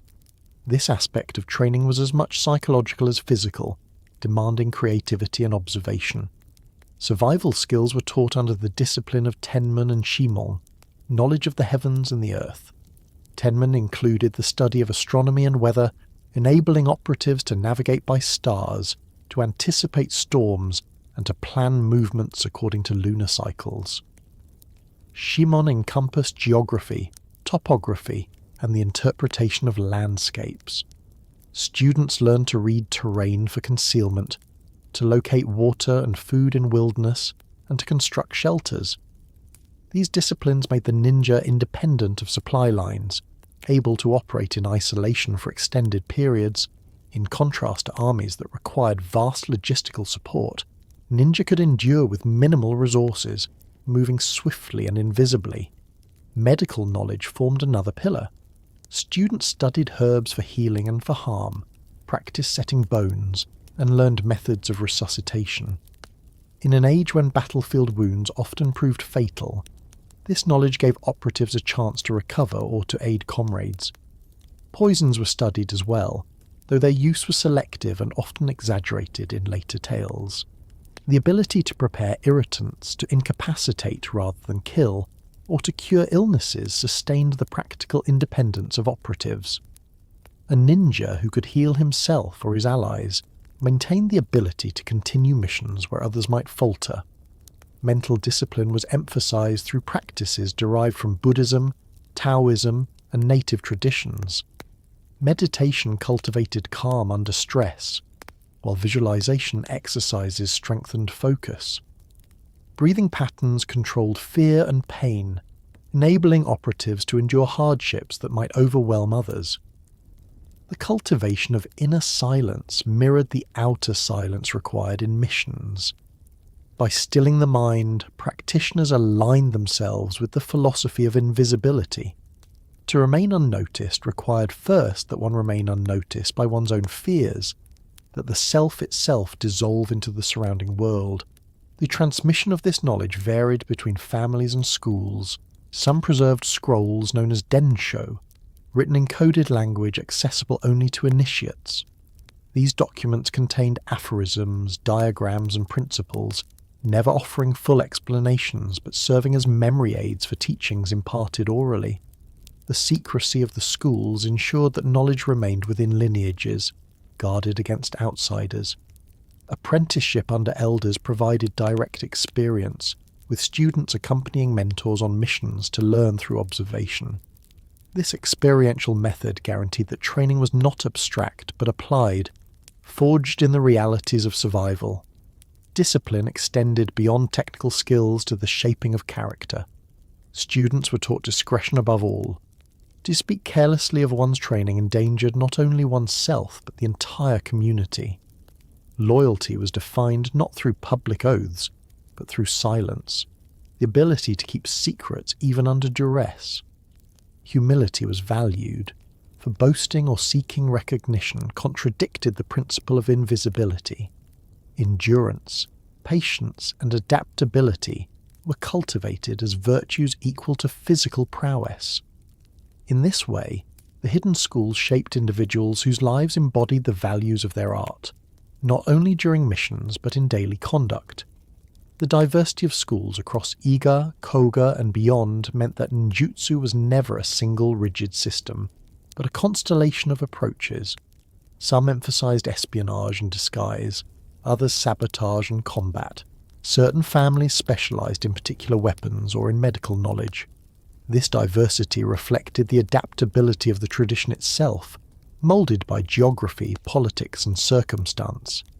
Yet the unifying thread remained the same: preparation for survival and effectiveness in roles that conventional warriors could not fulfill. The hidden schools did not exist in isolation from broader Japanese martial culture. Samurai who valued pragmatism sometimes sought training from ninja masters, incorporating elements of stealth and survival into their own repertoire.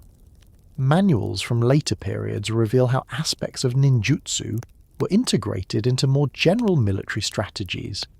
At the same time, ninja communities drew upon the martial arts of the samurai, adapting techniques to their own purposes. The exchange was subtle and often unacknowledged, but it ensured that the hidden schools remained connected to the broader fabric of warfare even as they preserved their distinct identity. The rise of powerful daimyo during the Sangoku period expanded opportunities for the hidden schools. Warlords sought operatives trained in espionage, infiltration, and sabotage, turning to Iga and Koga as centers of expertise. Families within these provinces formalized their training further, producing operatives whose reputations spread across the land. Contracts with great lords provided income and security, while also testing the effectiveness of their methods in the most demanding circumstances. Success reinforced the prestige of the schools, attracting further demand.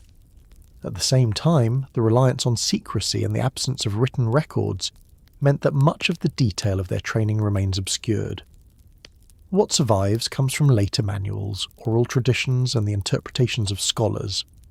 This absence of clarity has only added to the mystique of the hidden schools. What is certain is that their discipline was comprehensive, extending far beyond the battlefield, encompassing every aspect of life and survival. Their art was not limited to combat techniques, but was a way of being, a continuous practice of invisibility, adaptability and resilience. Legends often portrayed these schools as teaching supernatural arts, invisibility cloaks, flight through the air, control of elements. While such tales were exaggerations, they reflected the awe inspired by the comprehensiveness of ninja training. To outsiders, the ability to move unseen, to appear in multiple guises, to endure conditions that others could not, seemed beyond ordinary human capacity. The hidden schools cultivated this perception deliberately, for the belief in extraordinary power could be as effective a weapon as the power itself. Through their training, the ninja became practitioners not of a single skill, but of an entire worldview. They embodied the principle that survival depended on preparation, that success depended on invisibility, and that endurance depended on discipline. Their hidden schools preserved this worldview across generations, ensuring that even as wars ended and Japan changed, the essence of their art remained. The legacy of these schools was not only the techniques they taught, but the philosophy they instilled, that the unseen could shape history as powerfully as the visible, and that discipline, secrecy, and adaptability were weapons equal to any blade. As these schools matured and expanded their influence, their teachings began to spread beyond their valleys, carried by those who served distant lords or who adapted to new political realities.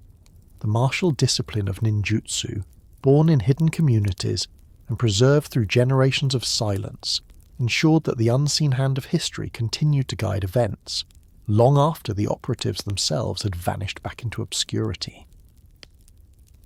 The hidden traditions that shaped the ninja were not confined to weapons, disguises, or the structures of their secret schools. At the foundation of their practice lay a profound understanding that nature itself was their greatest ally. The forests, mountains, rivers, and winds of Japan did not merely provide background to their missions.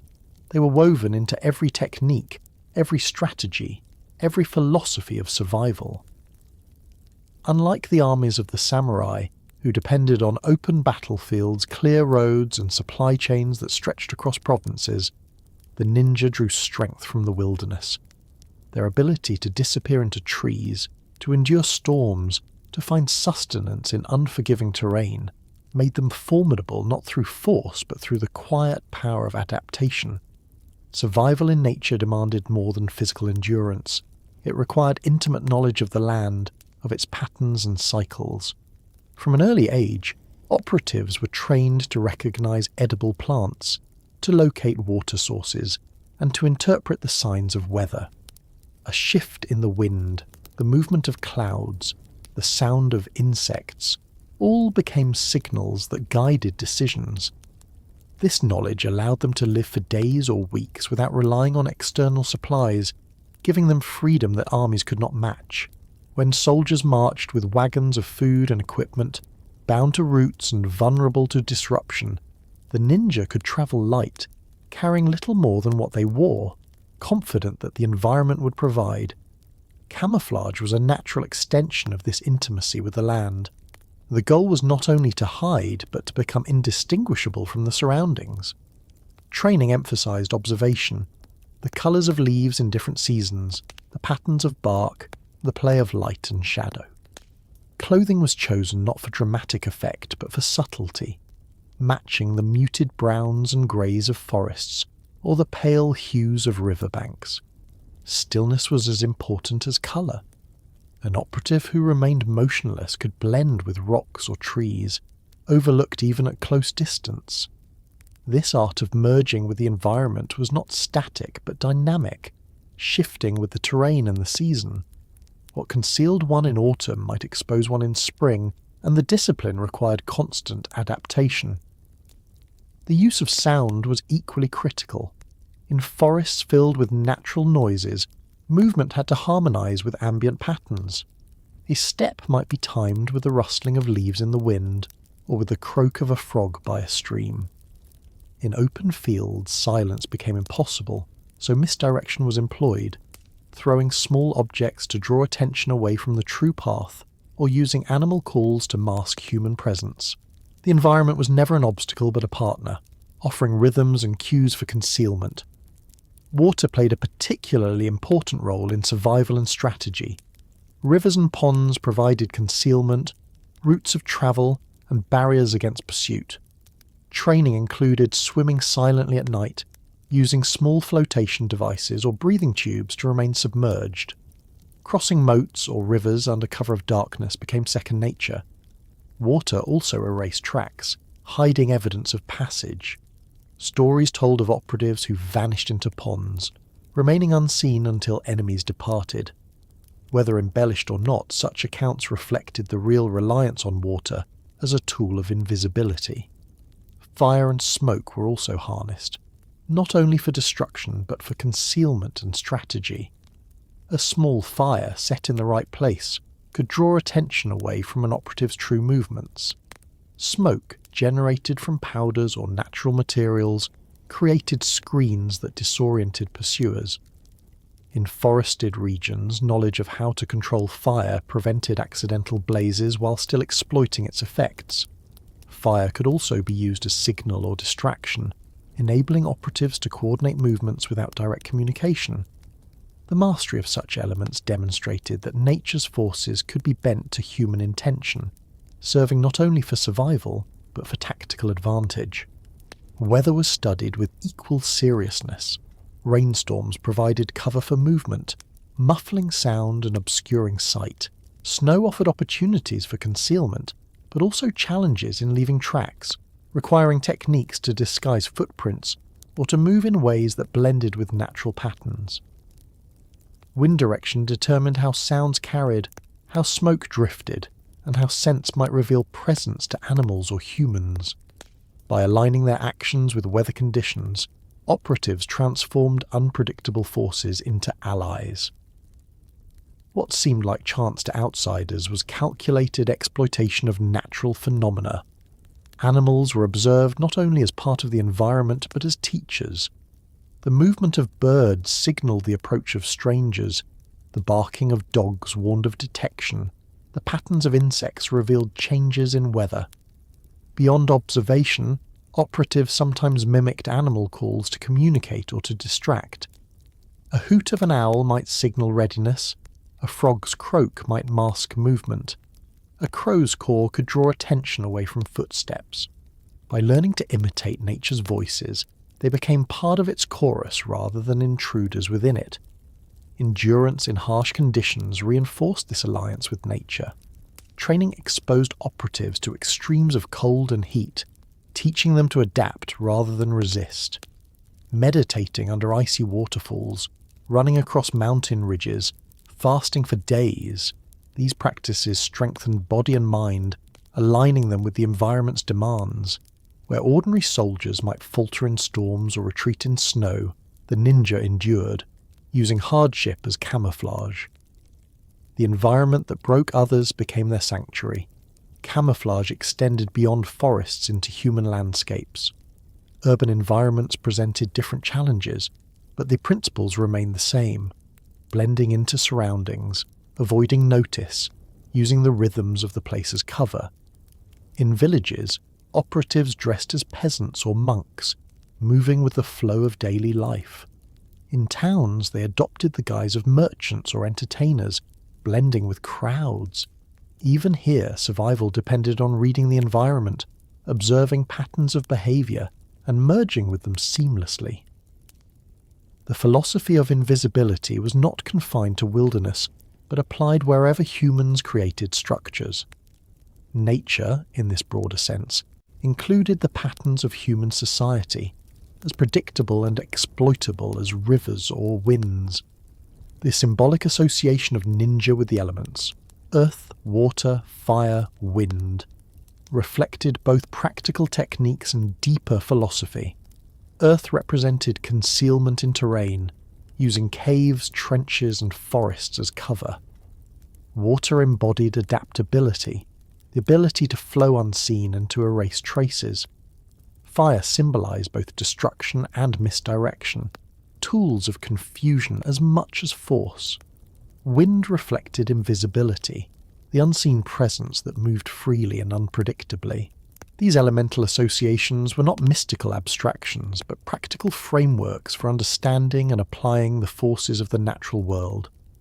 Legends, of course, exaggerated these associations, portraying ninja as masters of supernatural control over elements. Tales describe them summoning storms, vanishing into fire, or riding the wind like spirits. While fantastical, such stories emerged naturally from the real skill with which operatives aligned their actions with natural phenomena. To an observer untrained in these methods, a disappearance into water might seem magical, or a sudden strike in the midst of a storm might appear as manipulation of weather. The truth was human ingenuity, but the perception of elemental mastery magnified the aura of fear. The hidden schools preserved this elemental framework in their teachings. Manuals described strategies in terms of natural forces, encouraging students to think of themselves as part of the environment rather than separate from it. This perspective cultivated flexibility. Just as water flowed around obstacles, so should an operative adapt to unforeseen barriers. Just as fire consumed swiftly and vanished, so should an attack strike suddenly and retreat. Just as wind moved invisibly, so should presence be concealed. These metaphors shaped not only tactics but mindset, embedding nature into identity. Survival training also emphasized resourcefulness. Food could be found in wild plants, insects, or small animals. Water could be purified with simple methods. Shelter could be improvised from branches, leaves, or snow. Nothing was wasted, and every aspect of the environment was studied for potential use. This resourcefulness ensured that operatives remained independent, able to continue missions without reliance on supply chains or external support. Their endurance was not a matter of luck, but of cultivated knowledge, passed down through generations. The use of nature as ally also created a moral ambiguity that mirrored the larger identity of the ninja. To harness the environment so fully was to live beyond the codes of honor that bound samurai. Where samurai marched visibly across landscapes, the ninja disappeared within them. Where samurai sought recognition for conquest, the ninja thrived on invisibility. This divergence revealed the broader counterbalance they represented in Japanese society. The silent counterpart to the visible warrior, the hidden counterpart to the declared oath. As conflicts raged during the Sangoku period, the ability to use nature as ally became a decisive factor. Operatives who could slip through forests, who could live for weeks without supplies, who could appear from rivers or vanish into storms, shifted the balance of power in subtle ways. Their actions rarely appeared in chronicles, but their influence was felt in outcomes. Victories attributed to strategy or luck often carried the unseen hand of those who had harnessed nature as their partner. The traditions of survival, camouflage, and elemental strategy endured long after the Great Wars subsided. Even in times of peace, the skills were preserved in families and schools, remembered as heritage. The fascination with these practices grew, not only for their practicality, but for the philosophy they represented. That humans could align with nature so fully that they ceased to be separate from it, becoming as invisible as wind, as adaptable as water, as enduring as earth, and as unpredictable as fire. The legacy of this alliance with nature ensured that the image of the ninja would always carry an aura of the elemental, a sense that their power came not only from human skill, but from harmony with forces larger than themselves. It was this harmony that gave them resilience, that sustained their survival, and that ensured their place in the memory of Japan, not as warriors who dominated the environment, but as shadows who disappeared within it. The Age of the Warring States transformed Japan into a landscape of perpetual conflict. Beginning in the mid-15th century and lasting for more than a century, The Sangoku period saw the authority of the Ashikaga Shogunate collapse, and the islands fracture into dozens of rival domains. Daimyo fought endlessly for territory and power, raising armies, building castles, and forging shifting alliances. In this environment of constant struggle, information became as valuable as armies, and deception became as powerful as steel. The ninja, whose skills had been cultivated in secret for generations, emerged as indispensable agents in this struggle. Their presence, often unrecorded in official chronicles, shaped the outcomes of countless campaigns through espionage, infiltration, sabotage, and assassination. The nature of warfare during this period magnified the demand for spies. Armies grew larger, castles more elaborate, and campaigns more complex. A single mistake could cost a daimyo his domain, while timely intelligence could secure victory without the need for prolonged conflict. Samurai could demonstrate valor on the battlefield, but without knowledge of an enemy's numbers, supplies, or movements, valor alone was insufficient. The ninja filled this gap, providing eyes and ears where direct observation was impossible. They crossed enemy lines under cover of darkness, disguised themselves among peasants or merchants, and delivered information that determined strategies. The most famous centres of ninja activity during this time remained Iga and Koga, whose communities had refined their arts for centuries. Their independence and collective organisation allowed them to hire out their services to competing lords, ensuring that their knowledge spread across the land. Daimyo who employed them gained a decisive advantage. The Takeda clan, the Wasugi, the Hojo, and many others are believed to have used their services. These alliances were rarely public, for to acknowledge reliance on such operatives would have contradicted the ideals of samurai honour. Yet the demand was constant, and contracts with ninja families became part of the hidden economy of war. Missions varied widely, but espionage remained central. A single agent infiltrating an enemy castle could provide maps of fortifications, note the location of supplies, and identify weaknesses in defences. This information allowed commanders to plan sieges more effectively, to exploit vulnerabilities rather than waste resources on frontal assaults. In some cases, spies reported on the morale of enemy troops, the loyalty of vassals, or the rivalries within an opposing camp. Such intelligence could be used to sow discord, to bribe wavering retainers, or to time attacks when enemies were divided. The invisible presence of spies meant that no lord could ever be certain of his security, no matter how strong his walls or how loyal his men appeared. Sabotage played an equally important role. Fires set within castles or supply depots could cripple campaigns before battles began. Powder charges, placed discreetly, disrupted gates or towers. Even small acts like contaminating food or releasing animals to scatter in camps could create confusion. These acts were often indistinguishable from accidents or natural misfortunes, yet behind them stood deliberate calculation. A single night of sabotage might change the course of an entire campaign, forcing retreats or delaying offensives long enough for rivals to seize advantage. Assassination, though often exaggerated in legend, also occurred. The removal of a commander or advisor at a critical moment could shift the balance of power. While not as frequent as stories suggest, such acts were possible precisely because of the skills of infiltration and disguise. A servant in a household, a monk in a temple, or a merchant at a gate might conceal a blade and strike unexpectedly. Fear of such attacks heightened the paranoia of daimyo, leading them to increase guards and restrict access. Yet no precautions were entirely effective. The belief that ninja could strike anywhere, any time, magnified their psychological power. The use of spies was not limited to battlefields. Political maneuvering required constant information. Daimyo used operatives to monitor the loyalties of vassals, to intercept communications, or to spread rumours that undermined rivals. Espionage extended into trade networks, where merchants could carry hidden messages or observe economic movements. Even religious institutions were infiltrated, as temples often wielded political influence and served as centres of communication. In every sphere of society, the presence of spies blurred the line between war and peace, making every moment a potential battlefield. One of the most notable conflicts involving ninja communities occurred when Oda Nobunaga sought to extend his power into Iga.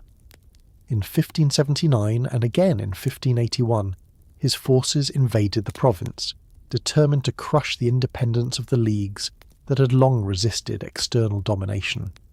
The campaigns were brutal, with villages destroyed and many inhabitants killed. Yet the resistance of Iga demonstrated the effectiveness of ninja methods.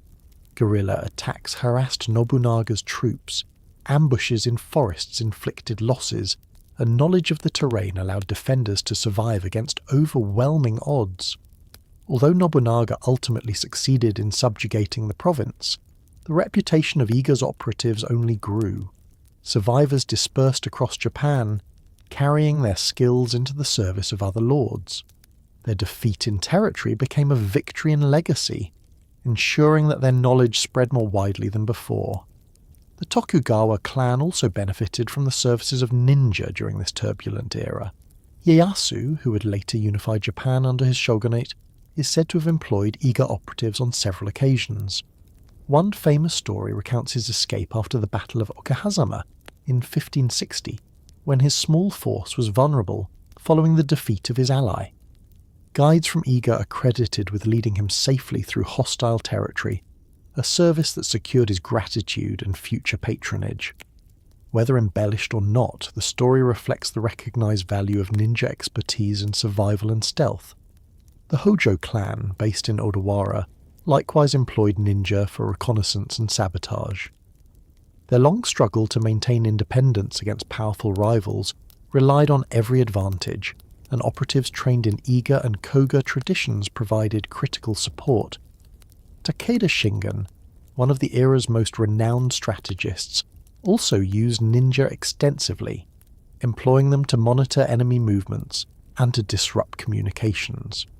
His success in numerous campaigns owed as much to intelligence as to battlefield tactics, and the unseen presence of ninja contributed significantly to his reputation. While daimyo relied heavily on spies, they also feared them. Counterintelligence became a priority, with guards trained to detect infiltrators, towns monitored for strangers, and households scrutinized for disloyal servants. Yet the very measures taken to prevent espionage demonstrated its effectiveness. No amount of vigilance could eliminate the threat entirely, and the paranoia that spread through warlord courts revealed how deeply ninja had penetrated the psychological fabric of the Sangoku period. The cultural perception of ninja during this time blended reality and legend. To soldiers who faced sudden fires in camps or unexpected raids in the night, it was easy to believe that supernatural forces were at work. Tales of operatives vanishing in smoke, walking on water, or flying across walls circulated widely. These stories, while exaggerations, reflected the awe and fear inspired by real techniques of stealth and survival. The more uncertain enemies became, the greater the effectiveness of ninja operations. Fear was a weapon wielded as skillfully as any blade. The Sangoku period thus represented the height of ninja activity, when their services were most in demand and their influence most widespread. They were not solitary assassins roaming the land, as later myths suggested, but organised agents integrated into the strategies of daimyo. Their work was often unseen, their names unrecorded, but their impact on campaigns was undeniable. They represented the hidden dimension of warfare, the silent counterpart to the clashing armies and the towering castles. Without them, many victories would have been delayed or denied. With them, the course of history shifted invisibly. As the century drew to a close and unification approached under Oda Nobunaga, Toyotomi Hideyoshi, and Tokugawa Ieyasu, the role of spies evolved. The need for constant espionage diminished as central authority reasserted control, but the traditions did not vanish. Instead, they adapted, finding new roles in intelligence, policing, and folklore. The Sangoku period left behind a legacy of shadows, where the hidden agents of Iga and Koga, and those trained in their traditions, had shaped the fate of the nation without ever standing in the spotlight. Their contribution to the wars was not only tactical but philosophical. They embodied the principle that victory could be achieved without confrontation, that strength lay in adaptability, that knowledge outweighed force. In a world dominated by the spectacle of samurai valor, they proved that the unseen could be decisive. Their presence ensured that the story of the Sangoku period was not only one of castles and battles, but also of whispers, disguises, and silent footsteps in the night. The turmoil of the Sangoku period placed enormous demands on the daimyo who sought to carve their names into history. Each lord commanded soldiers, built castles, and secured alliances, but the strongest armies alone could not guarantee survival in a world where rivals surrounded every domain. Beneath the spectacle of banners and armoured warriors existed an invisible network of contracts and agreements, arrangements made not in grand proclamations but in whispered negotiations. These were the shadow contracts forged between daimyo and the unseen operatives who became their spies, infiltrators and saboteurs. To acknowledge them openly would have violated the very ideals of samurai honour, yet in practice they were indispensable, and the survival of many lords depended as much on these hidden alliances as on their armies in the field. The daimyo understood that the unpredictability of war demanded more than straightforward battles. Victory often hinged on knowing when an enemy planned to move, which retainers were disloyal, or where supplies were stored. To obtain such information, they turned to the operatives of Iga and Koga, and to others trained in their traditions. These negotiations were pragmatic, stripped of ceremony. Payment might come in coin, in safe passage, or in protection from rival lords. What mattered was reliability. A daimyo needed operatives who could be trusted to act swiftly, silently, and without hesitation. In return, the ninja clan sought assurance that their independence would be respected, at least as long as the contract lasted. Among the daimyo who most notably employed such agents was Takeda Shingen, renowned for his military acumen. His campaigns in central Japan required constant knowledge of enemy positions, and his reliance on intelligence set him apart as a strategist. Shingen is said to have employed operatives to infiltrate rival camps, to monitor supply routes, and to spread disinformation. His successes owed much to this hidden layer of warfare. Rivals often attributed his uncanny foresight to luck or genius, but behind it stood the silent work of operatives who carried information across mountains and through enemy lines. Without them, even Shingen's skill could not have produced the same results. The Hojo clan, based at Odawara, also cultivated extensive networks of spies. Surrounded by ambitious rivals, they recognized the necessity of constant vigilance. Records suggest that they employed ninja for reconnaissance, infiltration of castles, and sabotage of supplies. The Hojo's ability to maintain independence for so long, even against overwhelming odds, reflected their effective use of shadow contracts. Their downfall came only when the combined might of Toyotomi Hideyoshi's armies besieged them, a force so great that no amount of espionage could alter the outcome. Until that point, their reliance on invisible operatives had bought them decades of survival in a hostile landscape. Uesugi Kenshin, the rival of Takeda Shingen, likewise turned to hidden agents. Though famed for his reputation as a noble and honourable warrior, his campaigns demonstrated the same pragmatic reliance on intelligence. Scouts and spies provided information about enemy movements, enabling Kenshin to strike decisively when opportunities arose. The rivalry between Shingen and Kenshin, celebrated for its great battles, was also fought in shadows by the operatives each lord employed. Behind the banners and duels lay a war of information, where invisible contracts shaped visible outcomes. Oda Nobunaga, whose ambition reshaped the course of Japan, also engaged with ninja communities, though his relationship with them was marked by both reliance and hostility. In his campaigns to consolidate central Japan, he employed operatives to infiltrate rivals, disrupt alliances, and spread fear. Yet his determination to bring all under his control led him to view independent ninja provinces as threats. His invasions of Iga demonstrated the tension inherent in shadow contracts.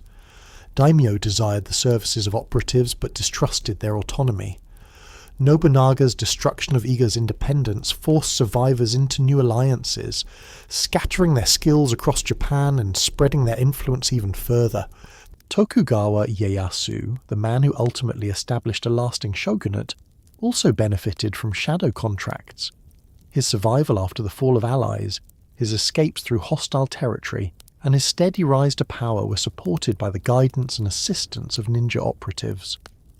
The story of his escape after the Battle of Okazama, when Iga guides led him safely through danger, highlights the trust placed in these invisible allies. Later, as shogun, Ieyasu integrated their services into his administration, ensuring that the arts of espionage became tools of governance as well as of war. His pragmatic use of shadow contracts demonstrated the continuity between Sangoku survival and Tokugawa stability. These arrangements were not limited to the most famous lords. Throughout Japan, lesser daimyo engaged in similar practices. A small domain could not hope to match the armies of great powers, but by employing skilled operatives, they could destabilize rivals, gather critical intelligence, and defend themselves against encroachment. For these lords, shadow contracts were not luxuries, but necessities. Without them, their chances of survival in the ruthless landscape of the Sengoku period would have been slim. The terms of these contracts varied. Some involved formal agreements, written or sworn, though always kept secret. Others were informal, based on mutual need and temporary alignment of interests. Payment might come in land, protection, or favourable treatment of ninja communities. In some cases, entire families or villages entered into long-term service for particular daimyo, forming bonds that lasted generations.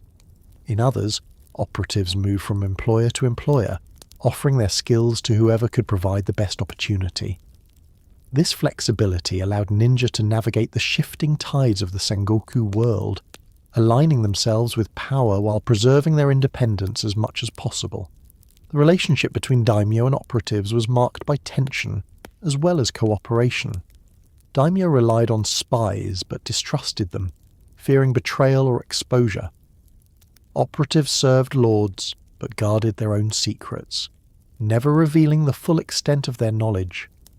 This mutual suspicion ensured that contracts remained pragmatic rather than personal. Loyalty was to the mission, not to ideals of honour or glory. Yet within this tension lay effectiveness. Both sides understood the stakes and accepted the necessity of partnership. The daimyo provided resources and protection, while the operatives provided the invisible edge that could mean the difference between survival and annihilation. These shadow contracts shaped the course of campaigns in ways rarely recorded in chronicles. A siege that ended quickly may have owed its success to information provided by spies. A sudden collapse of enemy morale might have been the result of sabotage or disinformation. A retreat through hostile territory might have been guided by operatives who knew the safest routes. The visible victories of the Sengoku period cannot be separated from the invisible contributions of those who served in silence. The legacy of these contracts also extended beyond the wars themselves. By employing operatives, daimyo legitimized their role in Japanese warfare. Even though official records often ignored or condemned them, the practical reliance of the most powerful lords ensured that ninja became a permanent part of the nation's history. Their survival into later periods, their integration into the Tokugawa Shogunate, and their enduring place in folklore all stemmed from the shadow contracts of the Sangoku Age. For the daimyo, these arrangements were acts of pragmatism. For the ninja, they were opportunities for survival and influence. Together, they created a hidden layer of history, a network of agreements and betrayals that determined outcomes as decisively as any battlefield charge. The banners of the Sengoku lords may have proclaimed loyalty and honour, but behind them moved the unseen hands of operatives whose contracts remained hidden, whose deeds were unacknowledged, and whose contributions shaped the destiny of Japan. The 16th century in Japan was defined by men who sought not only survival in a fractured world, but domination over it. Among them, None embodied the ferocity of ambition more than Oda Nobunaga. Rising from relatively modest origins, he transformed himself into a figure who reshaped the destiny of Japan with audacity, brutality, and vision. His campaigns broke the old order, introduced new technologies to the battlefield, and shattered resistance wherever it appeared.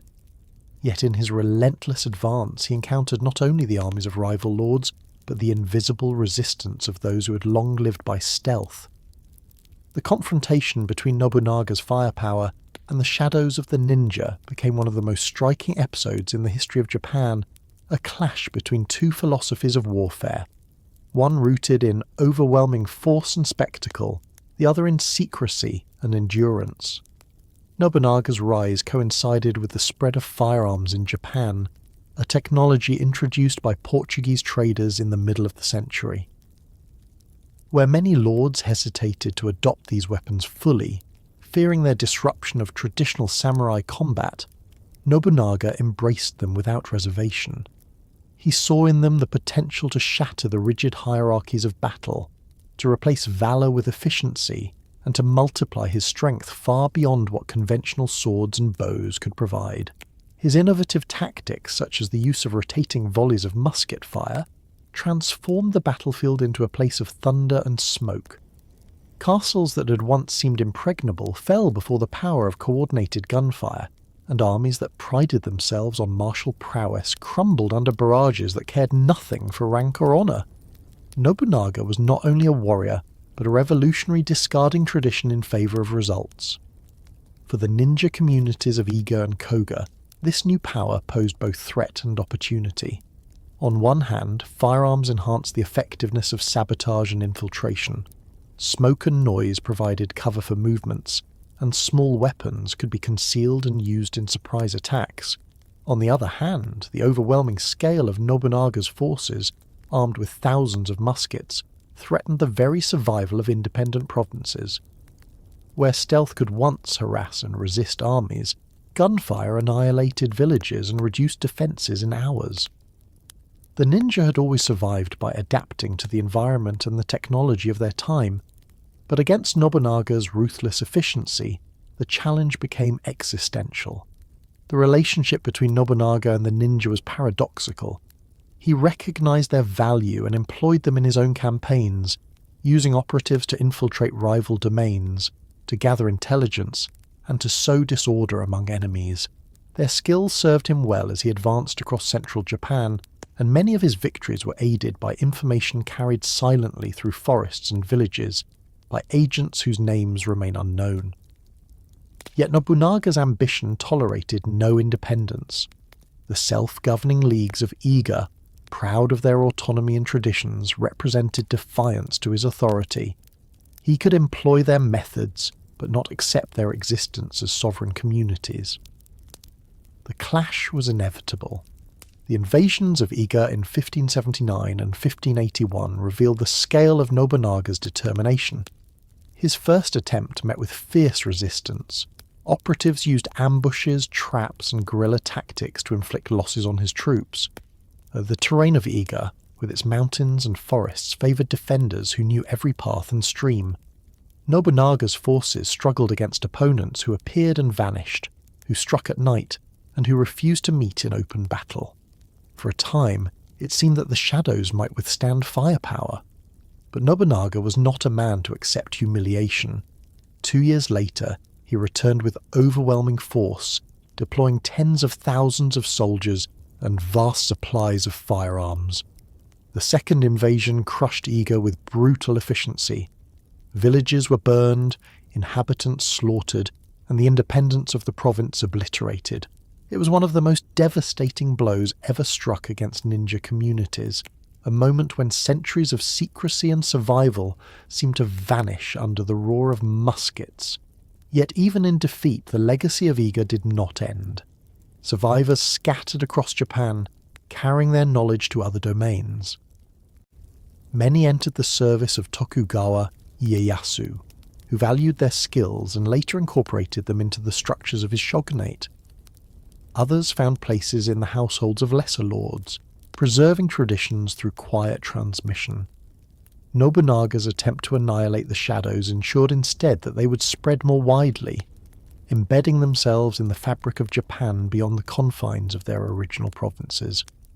What firepower destroyed in one place re-emerged in another, adapted and reconfigured. The conflict between Nobunaga and the ninja symbolizes more than a battle between one man and a collection of communities. It represents the confrontation of two visions of warfare. Nobunaga believed in the decisive strike, the overwhelming application of power that left no room for resistance. The ninja embodied endurance, the capacity to survive by remaining unseen, by outlasting stronger foes through cunning and patience. In the clash of fire and shadow, both revealed their strengths and limitations. Nobunaga could annihilate villages but not erase knowledge. The ninja could harass and resist but not withstand the full weight of musket volleys. Together they demonstrated that no single approach could dominate entirely, that history was shaped by both spectacle and secrecy.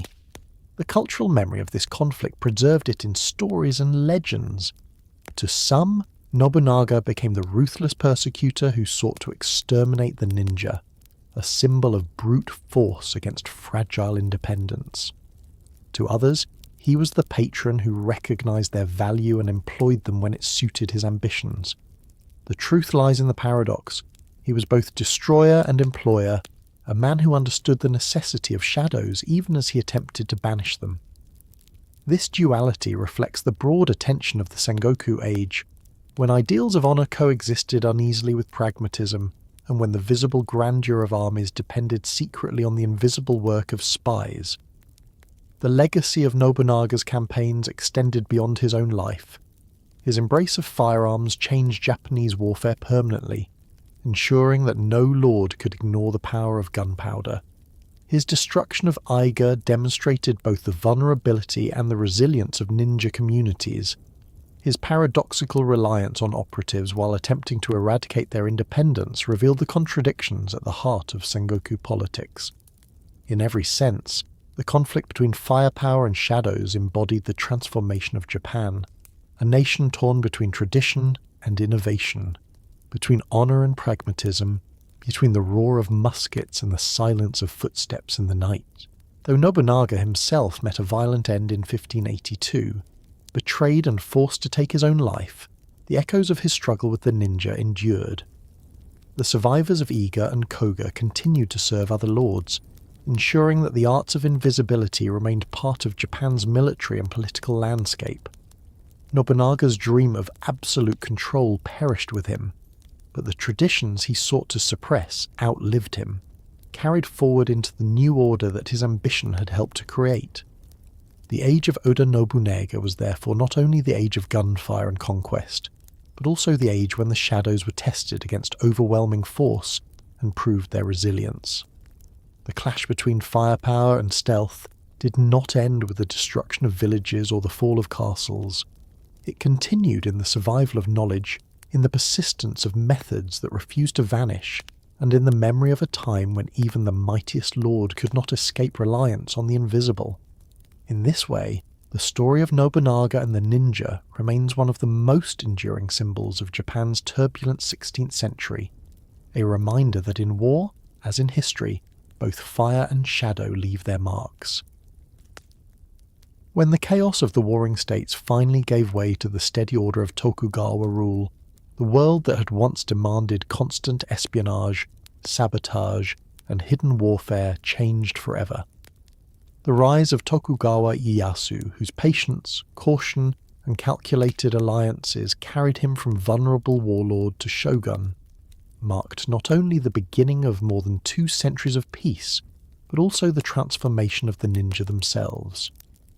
Under his rule, and that of his descendants, the very conditions that had given birth to the hidden clans faded, yet their traditions did not vanish. Instead, they were suppressed, redefined, and reshaped into new roles that ensured their survival, even in an age that no longer required their full strength. Tokugawa Ieyasu's rise to power was shaped in no small part by his reliance on operatives from Iga and Koga. He understood their value in times of peril. The stories of his escape after Okehazama when guides from Iga are said to have led him safely through hostile territory, became part of his legend. During his long struggle to secure dominance over Japan, he continued to use their services, whether in intelligence gathering, infiltration, or the careful observation of rival lords. He saw what Oda Nobunaga had both relied upon and feared, that the hidden hand of espionage could alter the course of war more decisively than even the largest army.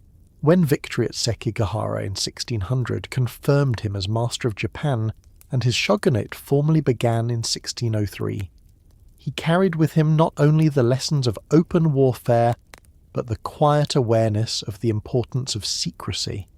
Yet the Tokugawa world was very different from the Sangoku age that had produced the ninja at their height. The shogunate's central purpose was stability. Having lived through decades of shifting alliances and violent rivalries, Ieyasu was determined to prevent any return to the chaos of constant civil war. Through strict social hierarchies, tight regulation of daimyo, and surveillance across the land, he built a system that favoured predictability over disruption. Large-scale espionage and sabotage, once so essential, now became dangerous to the very stability he sought to enforce. Where warlords had once relied on ninja to undermine one another, now the state itself viewed their independence as a threat. Suppression became inevitable. The suppression was not always violent, though the memory of Oda Nobunaga's destruction of Iga served as a warning of what force could accomplish. Under the Tokugawa, suppression took subtler forms: restrictions on independent leagues, incorporation of surviving operatives into official structures, and the gradual transformation of their functions into policing and intelligence rather than battlefield sabotage. Iga and Koga no longer existed as autonomous centres of resistance. Instead, their descendants became part of the machinery of the shogunate. Their skills turned inward to preserve order rather than outward to wage war. Some families entered formal service under the Tokugawa, acting as covert agents in the shogunate's intelligence networks. They monitored daimyo, ensuring loyalty to Edo, the new capital. They tracked suspicious activity, observed potential rebels, and reported on the movements of foreigners in the port city open to limited trade. In these roles, the operatives preserved elements of their traditions but redirected them towards surveillance within a peaceful order. Their invisibility no longer supported constant warfare, but helped maintain the fragile stability of a unified Japan. Others became guards and officials, responsible for policing towns or protecting critical figures. Their skills in disguise, in observing unnoticed, and in enduring long vigils made them suited to roles that demanded vigilance more than combat. Though these functions lacked the glamour of their Sangoku exploits, they ensured survival by aligning with the new order. Families that adapted in this way preserved their lineages, passing down knowledge quietly while serving the shogunate faithfully. The transformation of the ninja under Tokugawa rule also revealed the resilience of their traditions. Survival had always been their defining characteristic, whether in hostile landscapes or under overwhelming armies. Now survival required adaptation to political change. They could no longer exist as independent leagues defying central authority, but they could endure as specialized servants of that authority. Their philosophy of invisibility now meant obscuring not only their presence on missions, but their very identity in society. They blended into the structures of the shogunate, disappearing into officialdom even as they continued to practice fragments of their old arts. Suppression also took the form of silence. Chronicles of the Tokugawa era often downplayed or ignored the role of ninja. The official ideology of the shogunate emphasized samurai honor, loyalty, and public order. To highlight the continued existence of shadow operatives would have contradicted this ideal. As a result, ninja traditions survived largely in obscurity, preserved in families, in coded manuscripts, or in oral teachings passed quietly to successors. Their invisibility became not just a tactic, but a condition of survival in a society that preferred to deny their existence. Yet their presence lingered. From time to time, references appear in records of missions to monitor foreign ships, to intercept smuggling, or to track the activities of potentially rebellious domains. The skills that once disrupted sieges now serve to enforce isolationist policies and to preserve the power of the shogunate. When Japan sealed itself off from most of the world under the Sangoku edicts, the shogunate relied on information as much as on force to maintain control. Those who had mastered the arts of secrecy played their part, even if unacknowledged. As the decades passed, the role of ninja traditions shifted further. In some cases, they became objects of curiosity rather than instruments of power. Theatres dramatized their exploits, turning them into figures of folklore and entertainment. Manuals were compiled, sometimes with practical intent, sometimes as cultural artifacts. Stories exaggerated their abilities, portraying them as magicians or sorcerers who could fly, vanish, or command the elements. In a society where real warfare had subsided, imagination took the place of reality, and the ninja became more legend than operative. This transformation itself was a form of survival, for while their practical necessity diminished, their symbolic power grew. By the 18th century, the role of ninja had been so redefined that their traditions existed largely in secrecy or in story. Families continued to pass down fragments of knowledge, preserving techniques of movement, disguise, and endurance. Yet the world that had once demanded these skills no longer existed. Instead, they lived on as cultural memory, as whispered tales in villages, as colourful characters on stage. The suppression of their independence had succeeded, but their survival through adaptation ensured that they were never entirely erased. This paradox defined their fate under Tokugawa rule. The state that had once relied on them to achieve dominance now restricted and absorbed them to maintain peace. Their old roles of sabotage and espionage gave way to new roles of surveillance and myth. They lost their autonomy but preserved their essence, not as independent warriors of shadow, but as fragments of knowledge carried quietly through generations. In this transformation lay both loss and endurance. The Tokugawa era thus represents not an end but a metamorphosis. The hidden agents of the Sangoku Wars became the silent guardians of Tokugawa stability. Then the cultural icons of later generations. Suppression could destroy independence but not erase memory. Transformation could limit roles but not extinguish traditions. Survival, the essence of their philosophy, carried them through yet another upheaval. The shadows endured, even in the light of peace. As centuries of warfare gave way to the enforced stability of Tokugawa rule, the figure of the ninja began to shift from a living operative hidden in the shadows to a cultural symbol woven into the imagination of the people. Once employed by lords for espionage and sabotage, they now entered the realm of stories, legends, and performances.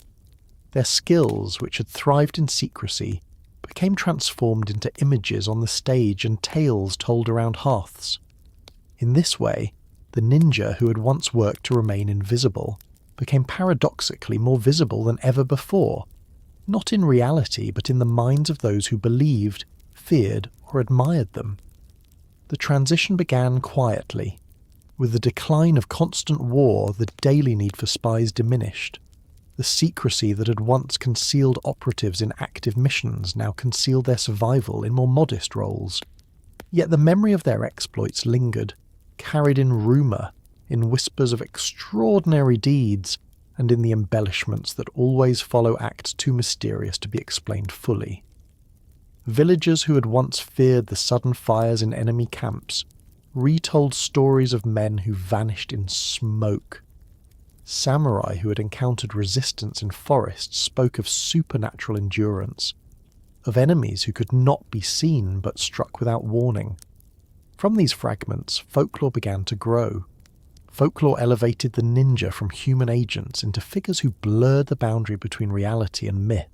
Stories circulated that they could turn invisible, walk on water, or command the elements. Legends described them as masters of transformation, able to assume any shape, from animals to spirits. Some tales linked them to Tengu, the bird-like mountain goblins of Japanese tradition, suggesting that their powers came from otherworldly sources. Others portrayed them as sorcerers who practiced forbidden arts, blending Taoist alchemy, Buddhist magic, and Shinto ritual. The actual skills of camouflage, patience, and infiltration, when filtered through the imagination of those who did not understand their methods, became indistinguishable from sorcery. The theatre amplified these images. In the world of kabuki and bunraku, audiences hungered for spectacle, for characters who embodied extremes of loyalty, treachery, love, and revenge. The ninja became perfect figures for such roles. On stage, they appeared in black costumes from head to toe, leaping from shadows, disappearing behind smoke, or walking along hidden passages. The costume itself became iconic. In practice, historical operatives had worn the clothing of farmers, merchants, or monks to blend into society. But on stage, where visibility to the audience was essential, the costume of black symbolized invisibility. By convention, stagehands in kabuki dressed in black to signal that they were unseen, moving props or adjusting scenery without being acknowledged as part of the play. When this convention was applied to ninja characters, the visual shorthand transformed into myth, the ninja as a figure who truly vanished in darkness. Theatrical depictions also exaggerated their skills in combat. Ninja characters on stage performed acrobatics, leaping great distances, wielding exotic weapons, and executing feats of agility that astonished audiences. These displays reflected not the reality of infiltration, but the artistic needs of performance. The stage transformed patience into action, silence into spectacle. To captivate audiences, the essence of stealth was turned into dazzling movement, and the philosophy of invisibility became the image of supernatural prowess. As these depictions spread, they influenced how society remembered and reimagined the ninja. Generations who had never experienced the wars of the Sangoku period came to know them not as practical operatives but as stage magicians of darkness. Folklore merged with theatre, and both merged with imagination. What had once been secret training in survival became, in the popular mind, evidence of mystical powers. The very invisibility of real operatives allowed myths to fill the void, creating an image larger than reality. These legends were not confined to fear. In some stories, ninja were villains, treacherous assassins who lurked in shadows and betrayed trust. In others, they were heroes, avengers of injustice, or loyal retainers who protected their masters through unseen deeds. Folklore made them flexible, symbols that could serve either as warnings of hidden danger or as models of cunning resourcefulness. Their role in culture reflected the duality of their existence, invisible in reality, omnipresent in imagination. The blending of folklore with performance also gave ninja a place in festivals and popular entertainment. Street performers sometimes claimed to demonstrate ninja tricks, using sleight of hand, acrobatics, or fireworks to amaze audiences. These performances reinforced the association of ninja with the marvellous and the uncanny. Manuals were compiled that described secret techniques, some based in reality, others fantastical, appealing to the curiosity of those fascinated by hidden knowledge. Even in times when their actual practice had diminished, the appetite for the idea of ninja grew stronger. The persistence of these images reveals a cultural need. In a society where strict hierarchies governed daily life, where samurai ruled openly and peasants laboured visibly, the ninja symbolized the possibility of resistance and freedom. They represented those who could move unseen, who could defy power, who could shape outcomes from the margins. For ordinary people, the idea of the ninja embodied both fear and aspiration. The fear that unseen forces might strike at any time, and the aspiration that cleverness and endurance could overcome overwhelming strength. Theatre and folklore also preserved fragments of truth within exaggeration. The stories of invisibility reflected real skills of camouflage and concealment. Tales of walking on water echoed the use of flotation devices and hidden tools. legends of transformation into monks or merchants captured the practice of disguise. The embellishments may have magnified abilities beyond reality, but at their core lay practices that had once been indispensable. Folklore distorted but did not invent entirely. It preserved memory in the only way possible for those without direct knowledge. Over time, the cultural ninja became as influential as the historical one. The stage created an image that endured, shaping later generations' understanding of the past. The black costume, the acrobatics, the magical aura, these became as real in imagination as the silent footsteps in forests centuries earlier.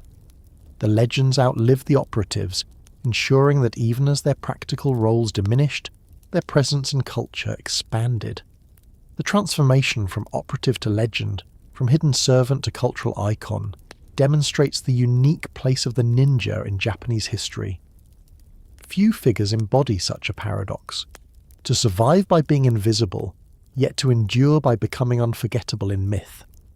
The folklore, theatre and stories that emerged in the Tokugawa era ensured that the memory of the ninja would never fade, even if their original role had changed beyond recognition. Their invisibility had become visibility. Their secrecy had become spectacle. Their survival had become immortality and legend. The most enduring strength of the ninja was not only their ability to move unseen in forests or to scale the walls of castles, but their capacity to vanish within ordinary life. For all the legends of men clad in black slipping through shadows, the reality was that most missions required blending among common people. Merchants, monks, farmers, entertainers, even beggars.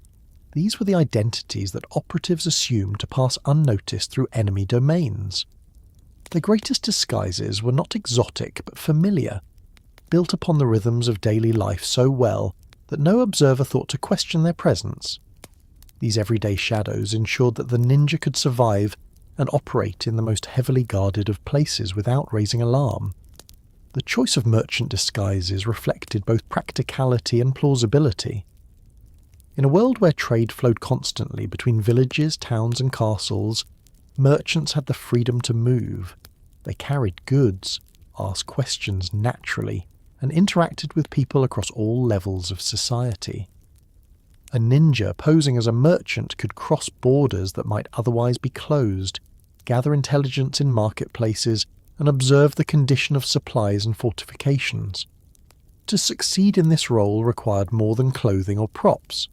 An operative had to know the commodities of the region, the dialect of its people, the routes of its traders. He needed to haggle convincingly, to present accounts that seemed authentic, to display the mannerisms of one accustomed to travel and exchange. Such depth of preparation transformed disguise into reality, making detection unlikely even under close scrutiny. Monks provided another effective role. Religious figures enjoyed access that others did not. Temples were respected, monks were welcomed into households, and their presence seldom aroused suspicion. A ninja disguised as a wandering priest could move freely, recite familiar sutras, and accept offerings while observing his surroundings. To play the part convincingly required knowledge of liturgy, chants, and rituals. Some operatives trained carefully in religious practices, ensuring that they could perform them convincingly if questioned. Beyond access, the guise of a monk offered another advantage: the cultural assumption of harmlessness. Few would imagine that a man of religion carried hidden blades or secret messages, yet within a prayer bead necklace might lie tools, within a scroll a concealed map, within the folds of robes the instruments of espionage. Farmers offered a disguise of even greater subtlety. In rural Japan, farmers were ubiquitous, their presence so ordinary that it drew no notice. An operative who dressed as a farmer could move along roads with tools, pass through villages, and enter fields near enemy fortifications without suspicion. The disguise was effective precisely because it required so little performance. Farmers were everywhere, their faces unknown to guards or lords. Yet to succeed in this role demanded authentic knowledge of agriculture. An operative had to know how to carry tools, how to speak of harvests and weather, how to move with the gait of one accustomed to labour. Without such details, the disguise risked exposure. With them, it provided nearly perfect invisibility. Entertainers offered yet another avenue of disguise, particularly in urban settings. Actors, musicians, acrobats, and street performers could draw crowds, earning coin while gathering information. Their performances provided excuses for travel, access to gatherings, and contact with diverse groups. At the same time, the very act of entertaining distracted audiences, allowing operatives to observe unnoticed or to conceal movements within the spectacle. Stories exist of ninja women posing as dancers or courtesans, gaining entry to spaces where men could not, overhearing secrets in the intimacy of conversation, and slipping away with knowledge that altered campaigns. These roles exploited the assumptions of society, using the ordinary patterns of life as cover for extraordinary missions. The effectiveness of such disguises lay not only in costumes or roles, but in psychology. To pass unnoticed required convincing observers that nothing unusual was present. This depended on confidence, detail, and the ability to answer questions naturally. An operative posing as a merchant could not hesitate when asked about prices. A monk could not falter in a chant. A farmer could not appear clumsy with tools. The art of disguise demanded immersion, the ability to inhabit another identity so fully that it became second nature. Operatives trained for this, practicing speech patterns, gestures, and habits until the role felt authentic.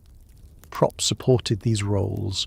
Merchants carried goods or account books. Monks carried prayer beads and scrolls. Farmers carried hoes and baskets. Each item served both as disguise and as tool. A merchant's ledger might conceal coded notes. A monk's staff could double as a weapon. A farmer's hoe could serve in defence if needed. The ordinariness of these items provided the perfect concealment. Nothing seemed suspicious because everything appeared exactly as expected. This principle turned the common into the extraordinary, transforming daily life into the ultimate camouflage. Disguises also allowed operatives to gather information in ways that pure stealth could not. Moving unseen at night limited opportunities for observation. Posing as ordinary people during the day allowed access to conversations, markets, and gatherings. Information came not only from maps of fortifications, but from gossip, from the complaints of peasants, from the chatter of servants. A merchant could learn of shortages, a monk could overhear confessions, a farmer could speak casually with labourers near castles. Each role opened doors that stealth alone could not. The cultural assumptions of Tokugawa Japan reinforced the power of these disguises. Social hierarchies created expectations. Merchants asked questions about goods, monks about arms, farmers about crops. Because these questions were ordinary, they did not arouse suspicion. The ninja exploited these patterns, embedding their intelligence gathering in the very fabric of daily life. To an observer, nothing seemed unusual, yet behind every question lay purpose, behind every observation a mission. Women played vital roles in these everyday shadows. Their presence as attendants, servants, or entertainers often passed without scrutiny. In households, they could move freely, overhearing discussions, observing layouts, and carrying information. Their roles in disguise were particularly effective because guards and lords rarely suspected them of espionage. They embodied invisibility not by hiding in shadows, but by existing openly in roles society underestimated. In doing so, they expanded the reach of ninja traditions into spaces men could not enter. The use of everyday disguises also illustrates the broader philosophy of the ninja. Their art was not about confrontation but adaptation, not about extraordinary displays but about extraordinary patience. To succeed as a merchant, monk or farmer required humility, the willingness to erase one's own identity and take on another. This mirrored the larger principle of invisibility, the dissolution of self into surroundings. The operative became not only unseen but unnecessary as an individual. What mattered was the role, the mission, the survival of knowledge. Over time, these disguises entered folklore and theatre, alongside tales of supernatural powers.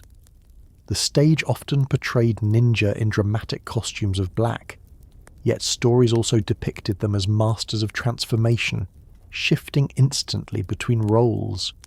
Audiences marvelled at the idea of a man who one moment was a monk and the next a warrior, or a woman who was a servant by day and an assassin by night. The exaggeration reflected a real foundation, the ability to live convincingly within ordinary life, to carry extraordinary purpose beneath the mask of the common. Even in later centuries, when the practical role of ninja had diminished, these everyday disguises remained part of their legend. Manuals recorded techniques for impersonating different classes, for carrying tools within ordinary items, for speaking in dialects that matched local regions. These records preserved the ingenuity of operatives who understood that the best way to disappear was not to flee into the forest, but to walk calmly through the marketplace, seen by all and noticed by none. The survival of these traditions into the imagination of modern Japan underscores their effectiveness. What began as practical necessity became cultural memory. The image of the ninja disguised as monk or merchant persisted because it resonated with a universal idea that power can exist unseen within the ordinary. It is this idea that has kept the stories alive, that has ensured the continuity of the everyday shadow as part of the broader myth of the ninja. In every sense, the disguises of merchants, monks, and farmers represent the essence of ninja survival. They embody adaptability, the use of society's own patterns as camouflage, the transformation of the common into the extraordinary. Through these roles, operatives shaped the course of wars, preserved their communities, and embedded themselves so deeply in daily life that they could not be uprooted. While castles have fallen and armies have faded, the image of the everyday shadow remains, a reminder that true invisibility lies not in dramatic concealment, but in perfect ordinariness. Beyond weapons, disguises, and survival skills, there existed another dimension of the ninja tradition, one that was less visible to outsiders yet fundamental to their endurance. It was a realm of inner discipline, where breathing, meditation, and mysticism merged into practices designed to steady the mind and sharpen perception. To understand the full nature of the ninja, it is not enough to examine the tools they carried or the disguises they wore. One must also explore the esoteric disciplines that shaped how they thought, how they endured hardship, and how they transformed themselves into instruments of silence and patience. These practices were not abstractions divorced from reality, but methods honed to provide control in situations where chaos could erupt at any moment. Breathing lay at the heart of these disciplines. In environments where sound meant discovery, control of breath could mean survival. Operatives trained to slow their breathing until it was almost imperceptible, allowing them to remain still for hours without betraying their presence. They learned to synchronize breath with movement, exhaling during steps or strikes to reduce noise and maximize power.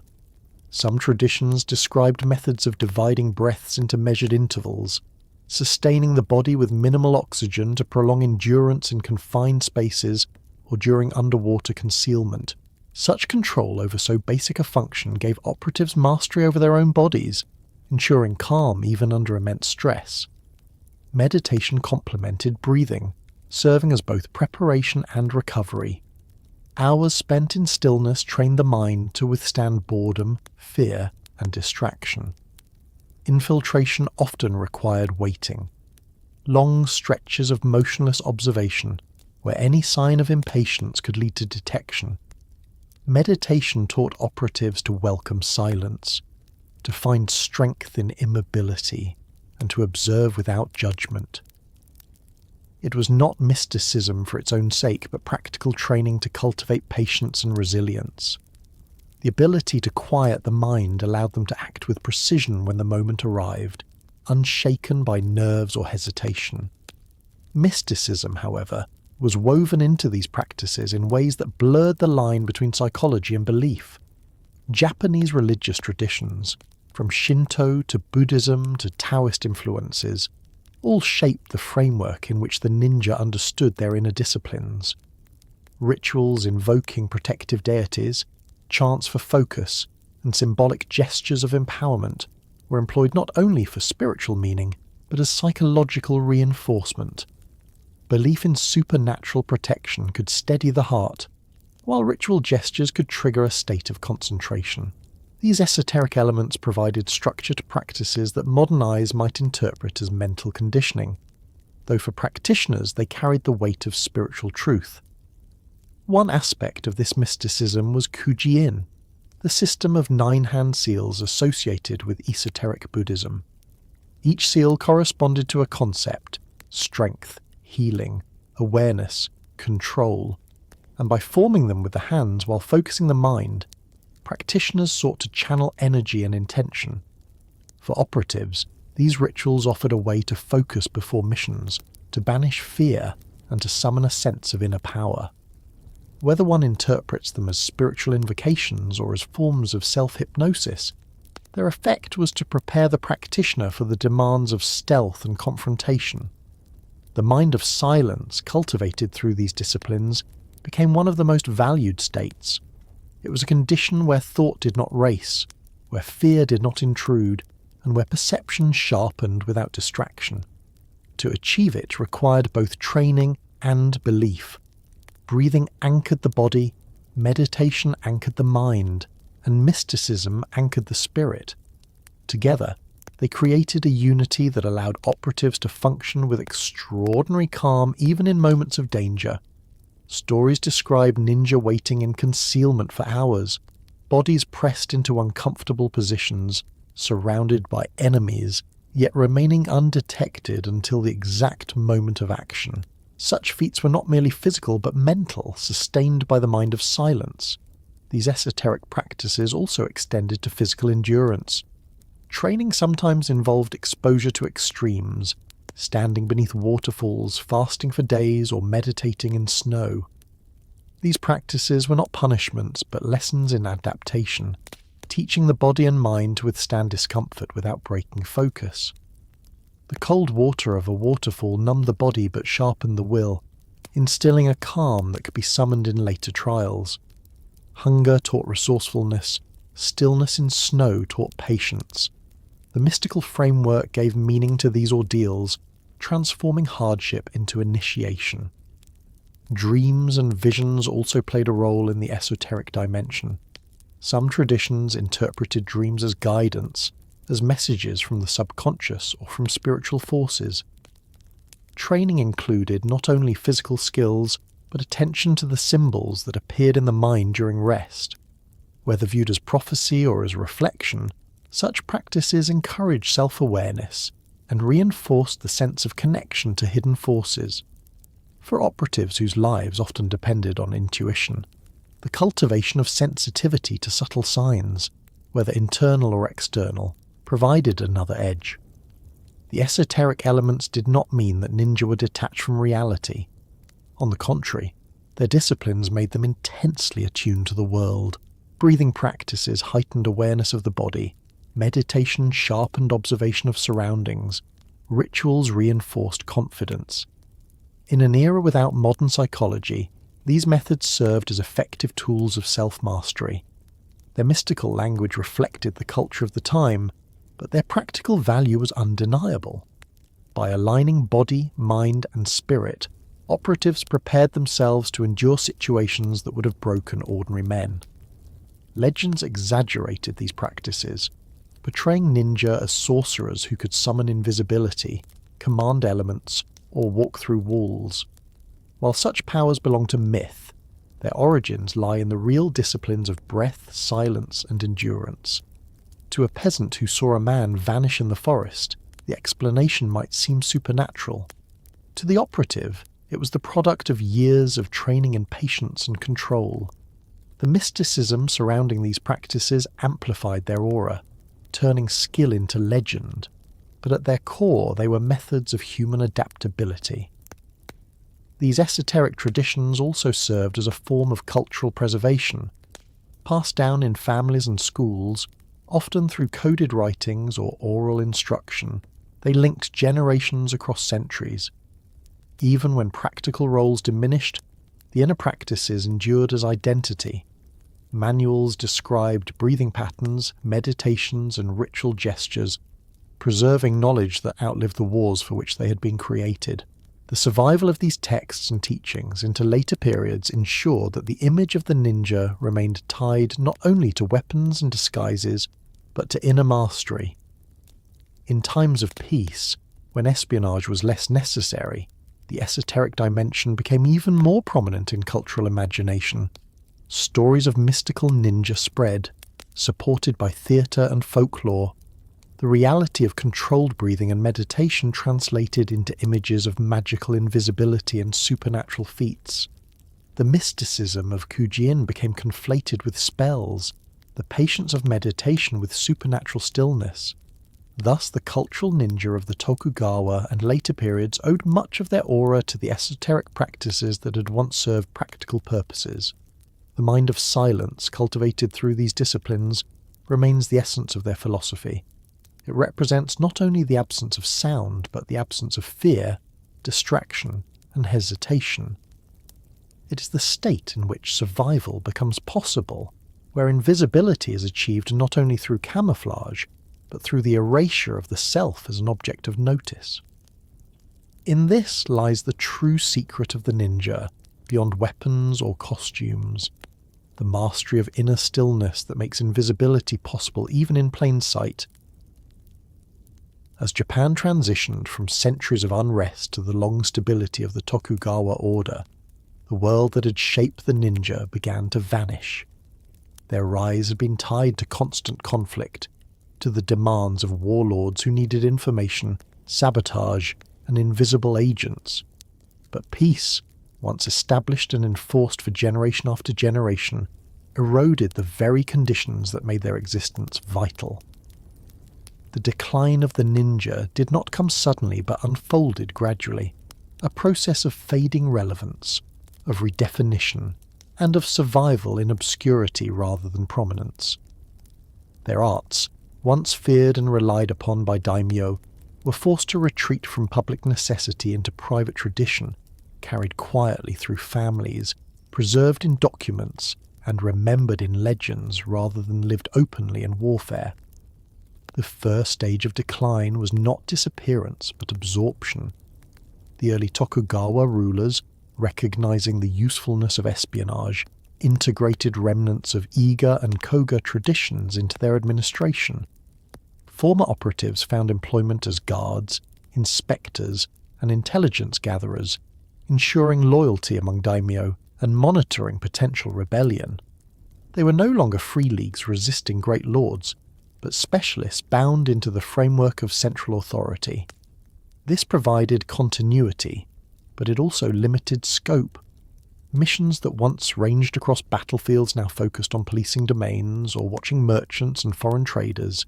The hidden world shrank, confined within the structures of the shogunate.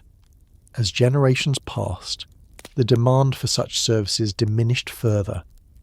With daimyo carefully regulated, their movements monitored through the Sankin Kotai system that required them to reside periodically in Edo, and with regional domains restricted in their ability to wage independent wars, the need for covert military intelligence waned. The shogunate's stability depended less on spies than on bureaucracy, ritual, and control of resources. Samurai shifted from warriors to administrators, and the ninja who had once thrived in constant combat now found fewer opportunities. Those who continued in official service did so in reduced roles, often indistinguishable from ordinary retainers. For many families, the decline meant turning inward. Traditions that had once been practical tools became heritage, preserved not for immediate use but for identity. Scrolls were copied and passed down, containing instructions in disguise, survival, and esoteric breathing techniques. Oral teachings were transmitted within lineages, sometimes coded in riddles or symbolic language to prevent misuse by outsiders. Training continued, though often without real missions to test skills. The knowledge endured, but it became more a matter of pride and legacy than of necessity. Obscurity also became a form of survival. The Tokugawa order preferred not to acknowledge the existence of shadow operatives, as their presence contradicted the official image of peace and samurai honor. Families who preserved ninja traditions therefore did so quietly, often avoiding attention. Some disguised their heritage entirely, blending into communities as ordinary farmers or townsmen, while still teaching fragments of old arts within their households. Others presented their skills in ways acceptable to the authorities, emphasizing martial discipline or spiritual practice rather than espionage. By vanishing into obscurity, they ensured continuity without provoking suppression. The decline also encouraged transformation into cultural rather than military roles. As theatre and literature began to dramatize ninja exploits, some families capitalized on this fascination, presenting themselves as inheritors of secret knowledge, offering demonstrations or compiling manuals that blurred history and legend. In this way, ninja traditions shifted from battlefield application to cultural commodity. What had once been feared became a subject of curiosity and entertainment, sustaining memory even as practical relevance waned. The reality of decline, however, meant loss as well as survival. Skills that had depended on constant use faded. The ability to infiltrate enemy castles became less necessary in a world where sieges no longer occurred. Sabotage techniques designed to disrupt supply chains had little application in an era of rigidly controlled trade. Even disguise, once essential for movement across rival domains, lost urgency when the shogunate's peace made such journeys routine and safe. Without demand, the arts of invisibility risked becoming relics, preserved in theory more than in practice. Yet decline was not uniform. In certain moments, the skills of the ninja were still called upon. During times of unrest, such as peasant uprisings, or the threat of foreign intrusion in the 19th century, operatives trained in old ways were occasionally employed. Their knowledge of surveillance, of moving unnoticed, of gathering information without detection, remained valuable even in limited contexts. These instances did not restore their former prominence, but revealed that the arts never disappeared entirely. They lingered, waiting, applied selectively when needed, reminding the shogunate of their quiet endurance. As the 19th century progressed, Japan confronted new challenges. The arrival of Western powers, demanding trade and threatening force, disrupted the isolationist order. The shogunate struggled to respond, torn between traditional structures and the pressures of modernization. In this context, some ninja families found renewed purpose in monitoring foreigners or in supporting domains that resisted outside influence. Yet these roles were fragments of their former significance. The true era of the ninja as indispensable agents of warfare had long passed. The Meiji Restoration of 1868 brought the final transformation. With the fall of the shogunate, the abolition of the samurai class, and the rapid modernization of the nation, the old frameworks collapsed entirely. Ninja, already reduced in role, found no place in the new order. Their tradition survived only as fragments, carried in families, romanticized in stories, or adapted into martial arts systems that emphasized discipline rather than espionage. In the rush to modernize, the arts of invisibility seemed relics of a bygone era, out of step with firearms, railroads, and centralized bureaucracy. Yet obscurity preserved them. The very invisibility that had defined their philosophy ensured that fragments of their knowledge endured even as institutions changed. Families in Iga and Koga continued to remember, to train, to tell stories. Manuals were hidden away, only rediscovered centuries later. The cultural fascination with ninja, born in folklore and theatre, expanded in modern times, transforming their decline into re-invention. What they lost in military necessity, they gained in symbolic power, becoming icons of resourcefulness and mystery in Japanese identity. The decline of the ninja thus reveals not erasure but metamorphosis. They faded from warfare because the world changed, but they survived in memory, in legend, and in the quiet persistence of families who refused to let their knowledge die. From warfare to obscurity, they demonstrated once again their defining trait, survival through adaptation. Their invisibility, once a tactic, became their fate. They disappeared not because they were destroyed, but because they no longer needed to be seen. And in that disappearance lay the seed of their endurance, ensuring that the story of the ninja would outlast even the wars that had given them birth. When Japan began to open to the outside world in the 19th century, the figure of the ninja was already drifting away from direct practice and into the domain of memory and legend. What had once been practical skills honed in warfare had, under centuries of peace, become heritage maintained quietly in families, stories told in villages and dramatic figures on stage. For most of Japan, the ninja was no longer a living operative but a symbol of cunning, invisibility, and the uncanny. As Western travellers, diplomats, scholars, and eventually popular writers encountered Japan, it was this image, half remembered, half mythologized, that they discovered. From the very first accounts, the ninja's transition from obscure historical agent to international legend began, shaped as much by foreign imagination as by Japanese tradition. Westerners who visited Japan during the final years of the shogunate and the early Meiji period arrived with eyes trained by curiosity for the exotic. They saw a land that had been closed for centuries, suddenly revealed in fragments through ports, treaties, and hesitant encounters. They noticed samurai, with their swords and armour, as symbols of feudal Japan. They recorded temples, rituals, and the rhythms of daily life. Among these discoveries, whispers of the ninja caught their attention. Travellers heard stories of secret agents, spies who could vanish at will, assassins cloaked in darkness. Lacking the context of Japanese warfare or the long evolution of the Sangoku period, these visitors interpreted what they heard through their own frameworks of mystery, espionage, and fantasy. The earliest Western accounts of ninja were often vague, repeating second-hand tales rather than direct observation.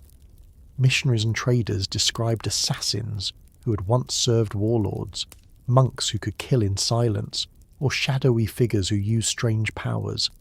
Scholars who sought to classify Japan's history sometimes included ninja as footnotes to the great samurai conflicts, treating them as curiosities rather than central actors. Yet even these fragmented accounts carried a fascination. For readers in Europe and America, the idea of an invisible Japanese assassin resonated with long-standing Western myths of secret societies, masked avengers, and hidden orders. The ninja became part of a broader global imagination that delighted in tales of the unseen and the mysterious. As the 19th century gave way to the 20th, popular culture in the West began to seize upon these fragments. Books on Japanese folklore translated for foreign audiences often included embellished accounts of ninja, blending fact with legend. Travel writers exaggerated their powers, describing them as sorcerers as much as warriors. Theatrical depictions in Japan, already dramatized, were misinterpreted abroad as literal truths. The black-clad figure of kabuki became the Western assumption of what all ninja had looked like, erasing the historical reality of disguises as peasants, monks, or merchants. What had been stage convention became mistaken for history, a misinterpretation that spread widely because it was vivid and easy to imagine. The West's fascination with espionage in general also fueled the transformation. In an age when European powers employed secret services and when novels celebrated spies and adventurers, the Japanese ninja seemed a perfect counterpart. They became the Eastern mirror of Western intrigue, an exoticized version of the spy, but layered with mysticism and foreign strangeness. Their supposed ability to walk on water, to vanish in smoke, or to wield mysterious weapons thrilled audiences who had little knowledge of their true history.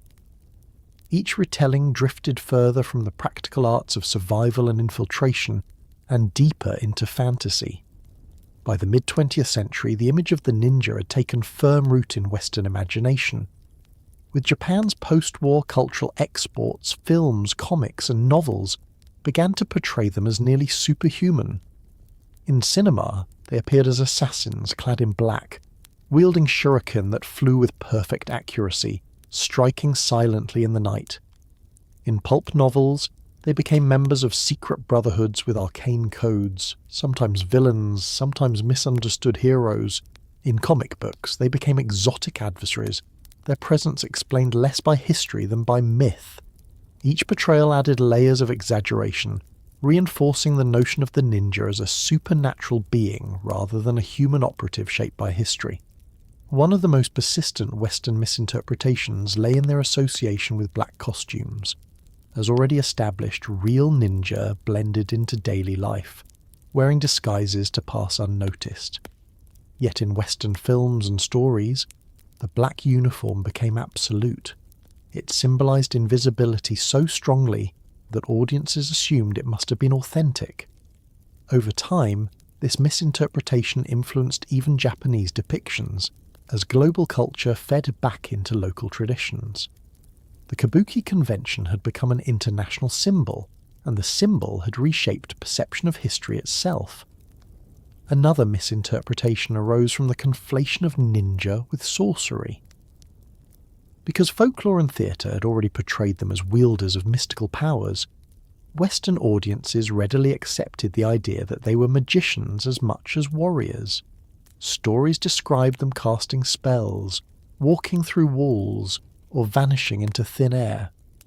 Popular media in the West exaggerated these traits, aligning them with stereotypes of the exotic East as a land of mystery and enchantment. The practical arts of disguise, breathing and endurance, which had been the real foundation of ninja survival, were overshadowed by fantasies of supernatural ability. The Cold War era brought yet another transformation.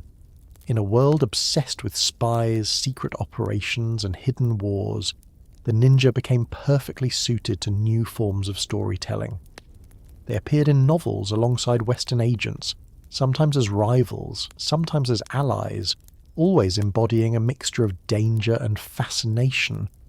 Their supposed skills, deadly precision, infiltration of secure facilities, mastery of hidden weapons, mirrored contemporary anxieties about espionage and covert operations.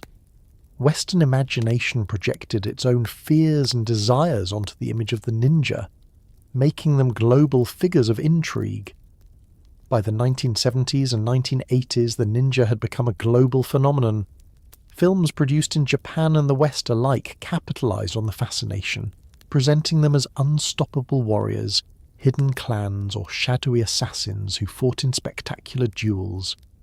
Martial arts schools sprang up in Europe and America, claiming to teach ancient ninja techniques, often blending authentic martial practices with theatrical invention. For many Western students, the ninja became less a historical figure and more a symbol of ultimate martial mastery. Misinterpretation reached its peak, as myth outweighed history almost entirely, yet the fascination kept the memory alive, ensuring that the word ninja would never fade into obscurity. The cultural blending of East and West reinforced these images. Japanese filmmakers exported dramatized depictions, which Western audiences consumed eagerly. Western creators then produced their own interpretations, which in turn influenced Japanese popular culture. The cycle created a globalized ninja myth, one less tied to the realities of Sangoku Japan than to the demands of entertainment. Yet within this process, fragments of truth survived. The association with stealth, patience, and adaptability remained, even if exaggerated. The image of the ninja as invisible, resourceful, and mysterious persisted because it resonated universally. The encounter of the ninja with the West therefore represents both distortion and preservation. Misinterpretations magnified their powers beyond reality, yet they also ensured global recognition. Without Western fascination, the memory of the ninja might have remained confined to local folklore and obscure manuals. Instead, they became international symbols, inspiring countless stories, films, and practices. What began as historical operatives in Japanese wars transformed into global icons of stealth and secrecy. Their reality obscured, but their legacy expanded. The ninja in the West became mirrors of Western desires, mysterious assassins, superhuman warriors, embodiments of exotic otherness. Yet in this distortion lies continuity, for the true strength of the ninja was always adaptability. Just as they once adapted to forests, to castles, and to the demands of daimyo, so too did their image adapt to the imagination of foreign lands. They survived by becoming what others believed them to be, not through literal practice, but through cultural reinvention. In this way, the misinterpretations of the West ensured their survival into the modern age, where the word ninja is known across the globe, long after the battles that created them have been forgotten. By the 20th century, the ninja had already crossed the boundary between history and legend, their image shaped by centuries of folklore, theatre and misinterpretation. As the world moved into the age of mass media, they were reinvented once again, this time not in the shadows of castles or the whispers of travellers, but on screens, in printed pages, and through global entertainment. Film, comics, novels, and later television and video games took fragments of the past and amplified them into a mythology that became instantly recognizable across cultures. The ninja, once hidden in forests and villages, became among the most visible figures in global imagination, transformed into icons of mystery, agility, and ultimate martial skill. Japanese cinema played a crucial role in this reinvention. During the post-war decades, filmmakers sought to explore both the heritage of Japan and the demands of modern storytelling. Samurai dramas flourished, presenting tales of loyalty, betrayal, and the fading warrior code. Within this environment, ninja emerged as perfect contrast to the noble samurai, embodying cunning, stealth, and ambiguity. Films depicted them scaling walls in darkness, wielding exotic weapons and vanishing into smoke. Directors emphasized spectacle, borrowing heavily from kabuki traditions while adding acrobatics suited to cinema. To audiences in Japan, these portrayals reconnected with folklore, while to audiences abroad, they introduced the black-clad figure that would soon dominate popular culture. The 1960s brought waves of ninja films that blended historical drama with action and fantasy. Heroes who fought injustice used ninja skills to outwit oppressors, while villains employed them as deadly assassins. The ambiguity of their role enhanced their appeal. They could be protectors or destroyers, bound by loyalty or by contract. The visual style of these films solidified conventions that would be repeated endlessly. The mask that concealed identity, the shuriken that struck silently, the sudden disappearance into shadows. Historical accuracy mattered less than cinematic impact, and in the process the ninja became mythic rather than historical. Comics added yet another layer of reinvention. Manga artists seized upon the flexibility of the ninja figure, presenting them in stories that range from historical adventure to fantastical epics. The page offered possibilities that film could not, allowing depictions of superhuman agility, supernatural powers, and exaggerated battles. In these stories, ninja could summon elemental forces, leap across rooftops with impossible grace, and confront enemies of extraordinary strength. Their connection to history was faint, but their connection to imagination was strong. Readers embraced them as symbols of rebellion, resilience, and mystery. The export of these comics, along with the influence of Japanese cinema, soon reached Western audiences. During the 1970s and 1980s, ninja exploded into global popular culture. Films produced in America and Europe portrayed them as nearly unstoppable assassins, clad always in black, armed with throwing stars and swords. Low-budget productions, martial arts spectacles, and pulp novels alike seized upon the fascination. To many Western viewers, the ninja became synonymous with ultimate stealth, an archetype rather than a historical figure. Their depiction was often exaggerated, sometimes bordering on parody, but the fascination was undeniable. The word ninja itself became shorthand for mystery, danger, and skill. Television expanded the image further. Japanese series featuring ninja heroes reached wide audiences, blending folklore with modern storytelling. Characters balanced ordinary lives with hidden powers, embodying the tension between visibility and invisibility that had always defined the ninja myth. In the West, cartoons introduced ninja to younger audiences, simplifying their image into accessible symbols of agility and excitement. The once feared assassin of folklore became, in many cases, a children's hero, teaching lessons of friendship, perseverance, and justice, while still wielding the trappings of shadow. This transformation revealed the adaptability of the image, capable of embodying both menace and morality depending on context. By the late 20th century, the ninja had become inseparable from the global martial arts boom. Alongside kung fu masters and samurai warriors, they represented a distinct archetype.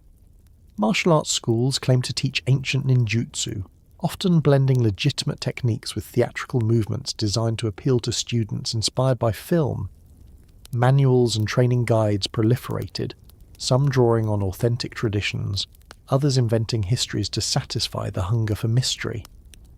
In this way, the reinvention of ninja extended beyond fiction into lived practice, as enthusiasts around the world sought to embody the shadow warrior ideal.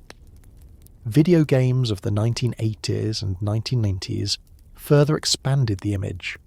From arcade titles to home consoles, ninja appeared as protagonists leaping across rooftops, battling armies, or fighting demons. Their agility, speed, and exotic weapons translated perfectly into interactive play. Games amplified their myth even further, granting them powers beyond human limits, from magical attacks to impossible acrobatics. For an entire generation raised on these games, the ninja became inseparable from fantasy adventure, cementing their place in the digital age as icons of both stealth and spectacle. The reinvention in popular culture also reflected broader themes. In film and comics, ninja often represented the tension between tradition and modernity.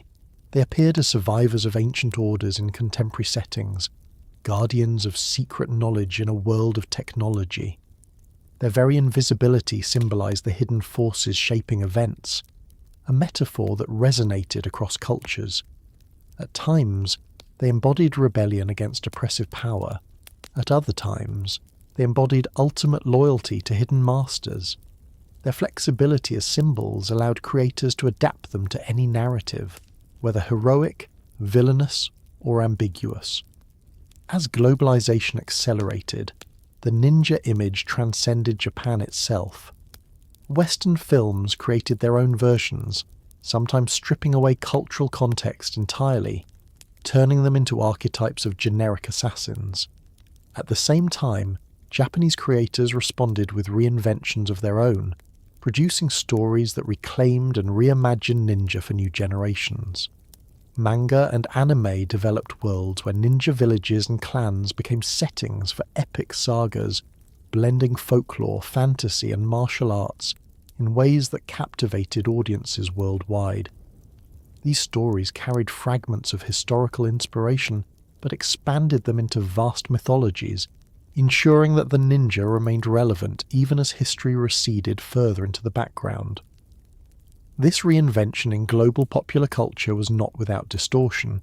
The real operatives who had once disguised themselves as farmers, monks, or merchants, who had survived through patience and observation, were far removed from the leaping acrobats and magical warriors of film and comics. Yet the distortion itself carried continuity. The essence of the ninja had always been adaptation, becoming what was necessary to survive in changing worlds. In the modern age, survival meant transformation into symbols that could entertain, inspire, and endure. By abandoning historical accuracy, popular culture preserved their essence in another form.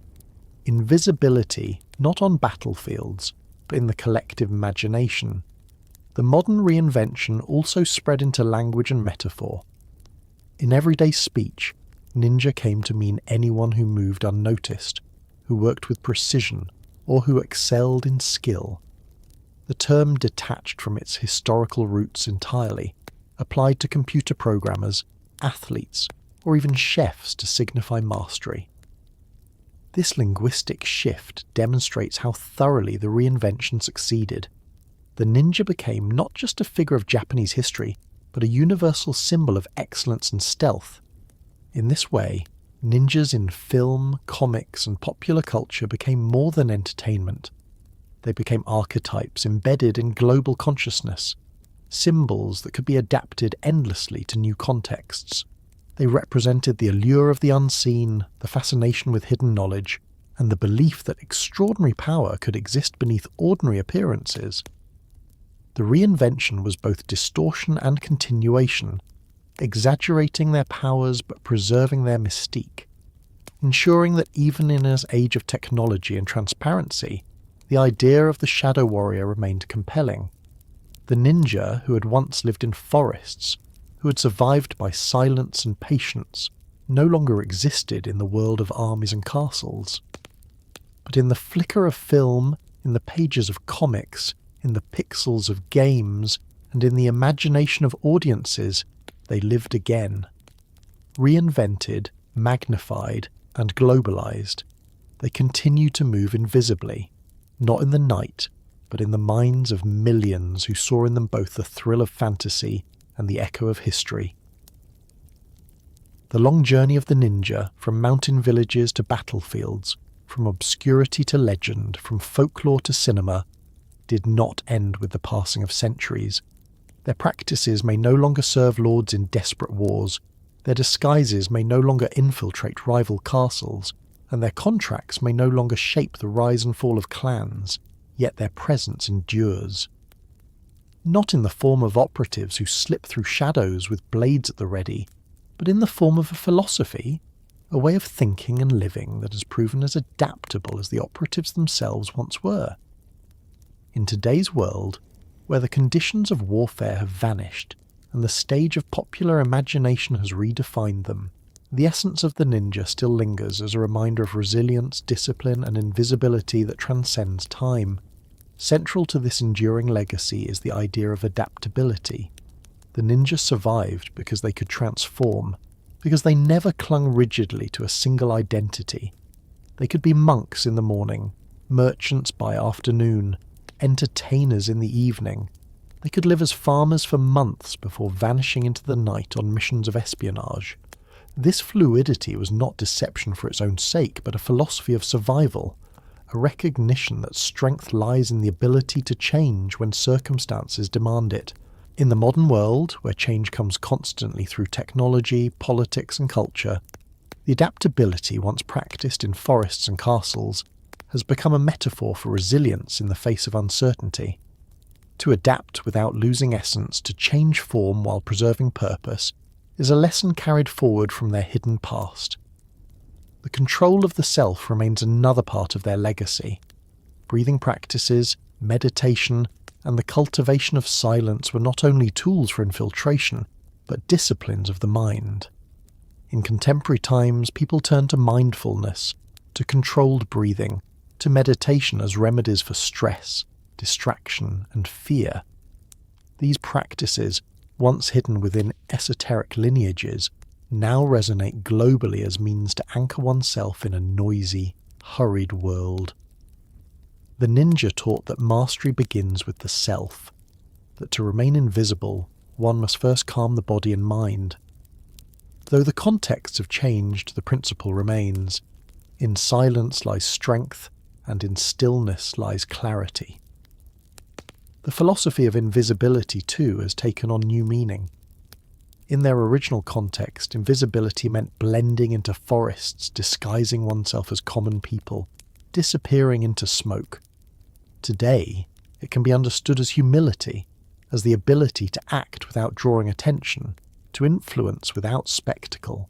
In societies that prize visibility, fame, and constant display, the ninja's philosophy offers a counterpoint, that true effectiveness may lie in discretion, in subtlety, in actions that achieve results without fanfare.